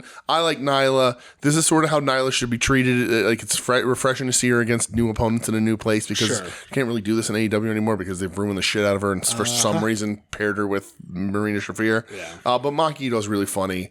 And, she did like the whole, I'm the cutest, I'm the cutest and whatever. I did then watch Free Wi-Fi versus Toyo Mates. Yes, Free Wi-Fi. Yuki Kemufuku, which is a fun name to say. Yeah. Mahiro Kiru versus Noah and Nao Kakuta. Yes. Yeah, versus Mahiro Kiru and Yuki Kemufuku. Free Wi-Fi, they're the new Princess Tag Teams. They are. Dude, why were they both teams kicking each other in the face so fucking hard in this match? I don't know. Like, Yuki was just like, her big boot. It's not just like a straight like test big boot. It's leg goes up, extend, kick you in your face. Right. Yeah. There's like a gross. Yeah. It's like almost like there's like more impact afterwards. Like she pauses for a second before she thrusts the rest of her leg forward. It's very weird. Yeah. But works. Yeah. Just kicks in the face. Yeah. Super pumped though. Good for Free Wi-Fi. Yeah, I like Free Wi-Fi. Free Wi-Fi. Great tag team name. Yeah. And I like Yuki Kemufuku. Yes. So next match is a dual title match. Yes, it is. The International Princess title and the NWA Women's TV title. So you have Max the Impaler. Yes. Going Max up back against the White Dragon Rika Tatsumi. Right. So by the way, speaking of Max. Remember Max teaming with Heidi Howitzer a lot? Yeah. I've seen a few things where Heidi's gone out of her way to say, I'm no longer teaming with Max. Yeah. I think that's a bit of a falling out. That sucks. Yeah, I enjoyed the Wasteland War Party. That's been for a while. I guess Heidi also works in WoW. Heidi asked for her release from WoW. Oh, really? Yeah. Oh, okay. Interesting. Yeah. So it was kind of like, that's weird, because I thought they were fun tag team, I liked what Zane, and they had some sort of falling out. That sucks. Who knows? But I like Max better. Yeah, we have a new International Princess champion. We do, because I wished Max good luck when we saw them. Yeah. At LVAC. Max the Impaler is a princess again. That's the International Princess. Right. Max rocks. They're so fucking good. Yes. They bring such a different presentation. I loved Max just scaring people during this match. Like, Rika Tatsumi would grab some of the people at ringside and try throwing. It was hilarious. Into Max. Every person, like, it's almost the whole Tokyo Joshi Pro roster gets thrown at Max and just bounces off of them. Except for Palm Harajuku, because Max likes Palm. Right, exactly. For some weird fucking reason. But yeah, this is probably the best match I've seen Max in. Max is put in the Dragon Sleeper, which is Rika Tatsumi's, like, signature move, and Max just stands up and gives like the Rikishi driver out of it. Yeah. Fucking awesome. So cool. And then the thud on the Max's last lariat. The lariat. Oh, it was awesome. I love that Max is treated like a monster. It's not a squash. Yeah. You know what I mean? Like the Rika at points out wrestles Max, and they have a good back and forth. Yeah, like Rika has Max in a figure four for a while. It's not a squash, but Max is never made to look weak. Yeah. Max is a threat throughout. And is just sort of like almost like a sort of when you see people like fight Jason Voorhees. It's like you can hope to postpone your death, but it's fucking but you're not escaping it. And I like that. And then Max offers to shake hands at the end, and Rika leaves. Yeah. So, interesting. But great for Max. Yeah, I like this match a lot. I hope that means they stick in Japan for even longer. Yep. I love their work. The dynamic works there so well because Max is so much bigger and looks so much cooler. But they are also NWA champion, or women's champion. Is it women's TV champion? TV champion. Which it feels like the first ever women's TV title belt I know of. I mean, I don't know. Who knows? I mean, kind of I guess the TBS title is kind of a women's TV title. Yeah, in a way. Yeah, you're right. In a way. Could be defined as such. Well, main event. Yes. For the Princess of Princess title. Oh boy. The challenger Miyu Yamashita. Oh boy. The challenger or the champion Mizuki. Oh boy. This is Miyu Yamashita's 10th title match going for this belt. Okay. It has never won. Really? Never won it? Nope. Never won it. Okay. Until fucking now. Right. Miyu Yamashita, the new Princess of Princess champ. Yes. I'm so fucking happy. Yeah. How fucking good was this? This match is awesome. Yeah. This match was so much fun, so hard hitting. I love both of these wrestlers very much. We've been a Yamashita fan. Like I remember like the first time we watched Tokyo Joshi Pro, we were like, oh, what? Yeah. And Mizuki has also been a favorite of ours for a while. Yeah. I have a huge steal this alert on something in this match. Yamashita puts Mizuki up on her shoulders like a DVD position and just starts lifting knees into her face. Dude, I love it. And I'm like, I don't know if there's any male American professional wrestler with the flexibility and power to pull that off. Steal the fuck out of that. Yeah. Somebody see if you're out there, if you're a male professional wrestler, let's say you're damn near 7 foot. Oh, yes. You know, let's say that you happen to really like anabolic steroids. That's true. Let's see. Can you knee lift almost to your shoulder to pull this off? Yeah. It's fucking cool. Start working on them high knees in the gym. Right. Another thing in this match, I'm not a professional wrestler. Shocking. What? I'm not. What? Almost at one point, but I'm not. I don't understand, from a professional wrestling standpoint, how a double stomp works. So I'm so happy you brought this up. Extra special don't understand how a double stomp from the top turnbuckle to the floor works.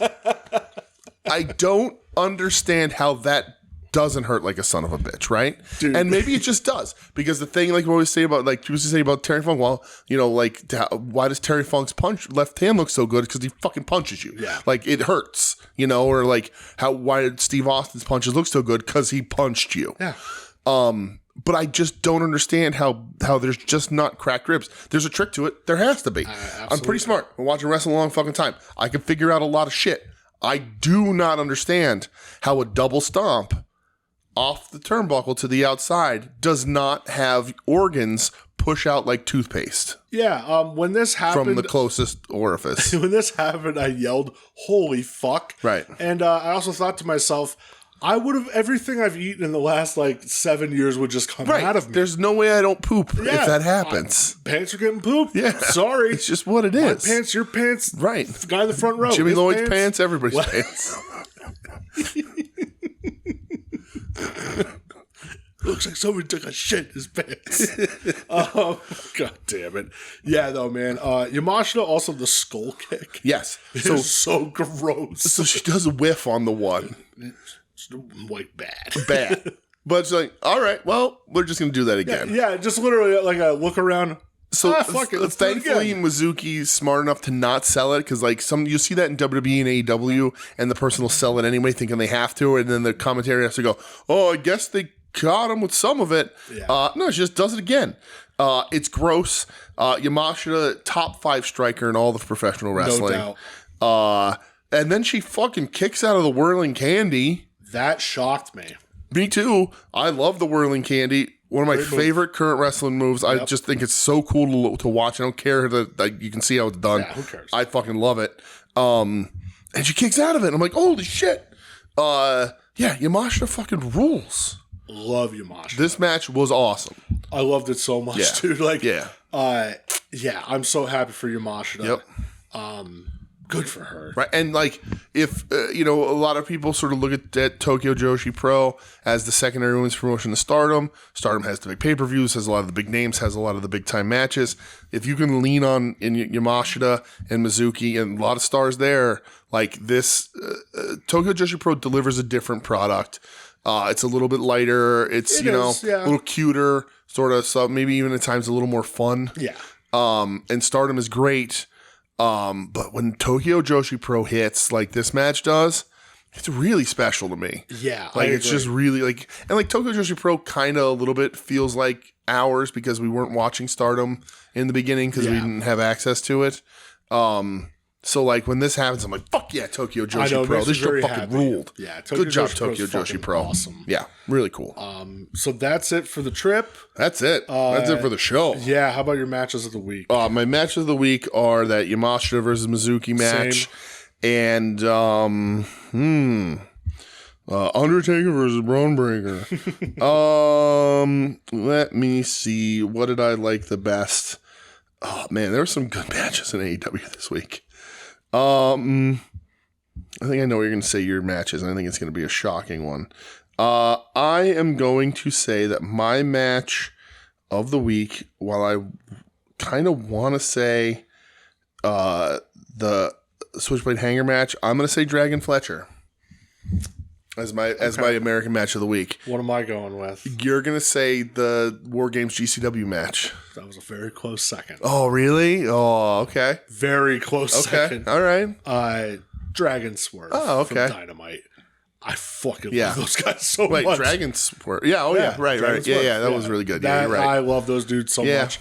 I'm so high on Swerve. Yeah, it's a really good match. And that just... I like the Fletcher one will win just because I like this. Like the Fletcher was like, yeah, I can hang. The War Games match was very close. Yeah, I almost I thought for sure that was going to be your one. I loved it. That's funny. That's cool. Did you buy anything? Did I buy anything? No. Okay. No. Actually, I put a Valentine back. I was like, I don't need it. When the honky comes out, though, I'm gonna get the honky. You're not gonna get the. No, I don't think I need them both. How the fuck could you say that? I don't think I need them both. You don't need rhythm and blues? I don't think so. What if they do the little, like, the old Cadillac with the little DDP driver in the front? All right, then I'll regret it. If WWE for whatever reason decides to make a pink Cadillac with a DDP figure in it. And then you press the top button and it plays honka honka honky. Right, love. Yes. No. If the Build-A-Figure was Peggy Sue, then maybe. But no, Son of a bitch. It is a great figure. Yeah, but there's a premium on space in this house, and I just say that because you picked this up for me, and I'm very thankful. It is a Rhythm and Blues Craig the Hammer Valentine. The one box even had a little dinger in the top, and I put that one back. So look at you. There you go. I also have a premium on space. Yeah, but I did some rearranging, so we're good now. It is a great looking figure. It's hilarious that they made it. Who would have thunk? It's so fucking It's fun. A really good figure. It's really good, man. But yeah, I was just like, if I walk back into a Target and that thing's marked down, I'm going to pick it up. But I was like, when it goes on sale, you're going to buy it, yeah. basically. Yeah. Yeah. What about that Rock Ultimate? Are you ever going to buy that? Yeah, I don't know. It goes on sale? I don't love it. No? I like it. I don't love the tracksuit. I don't know. Don't pose with the tracksuit. Yeah, that's true. But then there's not much to it. There's the microphone, the glasses. Yeah, we'll see. What else do you need? If I see it, I'll probably buy it. If I was to pick it up off the thing. Okay. One of the things that's what I saw at Target last week. Oh, did you? Yeah, I saw the picture. Oh, right. Yeah. One of the things, like, Jesus Christ, and I sort of said it to Adam too. Like I said, like, if anybody sees the Mr. Freeze from the Batman animated series, I don't like that price point. I don't know why it's $30. Yeah, it's very weird, right? Yeah. But if I saw it in person, Impulse, I might be like, "Oh, this is cool! I found it." Speaking of Impulse, so Friday I went to Target, and I just happened to look up, and I went, "Oh fuck!" They had the X-Men '97 Marvel Legends series there. Yep, I saw them. I held them too. They had 3, and I bought 2. I didn't buy the Bishop, right? But I bought Wolverine and I bought Gambit. Here's why I put it back. And the 25, they don't come with a ton of stuff for, like, when I look at like some like WWE figures or AEW, like they come with a ton of shit, or even some like the those McFarlane figures, like they come with a lot of different accessories, and the X-Men 97s kind of didn't. They're great looking figures. Yeah. Here's why I didn't pick one up, because I want Rogue and Gambit. And I haven't seen a Rogue in stores yet. No, me neither. So I was like, I'm not just going to buy a Gambit and hope I get a Rogue. Yeah. I need Rogue and Gambit. I want They made a Magneto, didn't they? The Magneto was at our Target. Magneto, I'll probably He was at our Target when I was there. Fuck, it wasn't there for me. Yeah, and they're great looking figures. Yeah, so one of the reasons I bought them too, because they were $25 a piece. Yeah. If you have Target Circle, which I do, you spend $50 on toys, you got $10 off. That's cool. So I got it for $40. Nice. So it was because if it was normal, I probably wouldn't have I probably would have just got the Wolverine. Yeah. But when I saw that deal, I go, fuck yeah, why not? That's cool. Man? They are great looking figures. Oh, dude, they're so I did. I did buy. I bought the Black Panther figure. I went to Ollie's. That's right. And I bought $9.99 for the Black Panther Legends. Perfect. It's a great figure. It's like the classic looking Black Panther. Yeah. From the Legends line. It's not the movie Black Panther. It's comic book Black Panther. When's X-Men 97 supposed to come out? I thought it was supposed to be like now. I have no idea. You know? Who knows? Yeah, I'm excited. But our Ollie's was full of stuff, man. I know that Sarge. Like, holy shit. That Sergeant Slaughter G.I. Joe. Real cool. If it had a window, like I just, but it's a great looking figure. Ton of X-Men figures from all over the place. Star Wars Black figures, tons of shit there. So I did pick up that Black Panther figure for $10, so that was cool. Sweet. But yeah, there's some elites coming up and some ultimates and whatever. Yeah, like I know they did like some like. Not new figure reveals today, just like showing them. Are you going to pick up that LWO set? No. Me either. I think it's really cool they're doing it. I think it's cool too that they're starting to do that model of like made to order. I think that's a good idea. That's cool. What was the other one they revealed? Oh, the ladder, the 2-pack. Well, they showed that off a while ago, but this one showed the packaging. Yeah. It looks really cool. It's so cool. I didn't buy it though. Yeah. It's up for sale? Well, that was the one on sale for on Amazon. Oh, okay. This one though, they show like the actual packaging where you like it opens like the WrestleMania 10 entrance, and they're both climbing on the ladder. Yeah, like if I was buying it, I would just keep it in a box like right. That, you know? Yeah, for sure. But I just cool I didn't need to buy it. I'll probably buy that Paul Bearer when it goes on sale. It's a cool one. Because listen, I have Brother Love. Yeah, and then that Paul Bearer. That's cool. And then I could pose him like with the Ultimate. Taker with the gray. I think that'd be kind of nice. Yeah, I don't have a Taker of that era, so my Takers, my Paul Bearer would have to be the brown haired one that went with Kane. Yeah. I didn't. That was it. Well, it's cool, short segment, kind of. Yeah, short show. But yeah, we're that's it, right? That's it. Let's get out of here. Thank you for listening, everyone. This has been the Tuesday Night War podcast. Warhead, no. This has been Wednesday Night War. We ended up never do this again. We'll never do that again, unless they go head to head again on Tuesday. Don't do that again, Tony Khan. We ended up cranking a long one out here. I'm shocked. Are you? Well, no, but cranking along. This is. We'll crank a short one once you leave. Oh boy! But this has been We Need Wrestling. Find us online at We Need Wrestling on all the social medias. Most of the social medias account, and some of them that don't, I guess. Email the show at WeNeedWrestling@gmail.com. WeNeedWrestling.com. We're on Podbean. Everywhere you can find podcasts. Check us out. We're a proud member of the soon-to-be-named network at STBN Network. Right, is that STBN Network on Twitter and wherever else. soon-to-be-named-network.com, soon-to-be-named-network.tumblr.com. Tons of other shows. At Odds with Wrestling, Long Box Heroes After Dark, Final Wrestling Place, Wings on Wings, our other show. That will have if you're listening to this before Tuesday next week, I think is going to drop with a special episode because recording schedules aren't quite lining up for particular reasons. Michelle and I to blame this time. But we do have one in the can. How dare you have that I think is going to be a lot of fun to everyone to listen to. So it'll be a little special episode of Wings on Wings. And Profane Argument, Puzzle Warriors 3, all that stuff. Check it all out there. And we'll be back next week. Probably not talking any NXT. Unless we're forced to. But Lexus King, good luck to you, pal. You getting meatloaf this weekend? Oh, it is the meatloaf truck, isn't it? Weekend, brother. Maybe. We'll see. Right. I don't know what's going on. Let me know. All right. Meatloaf. You're listening to the soon-to-be-named network, the Lamborghini of podcast networks. Knock it off, nerds!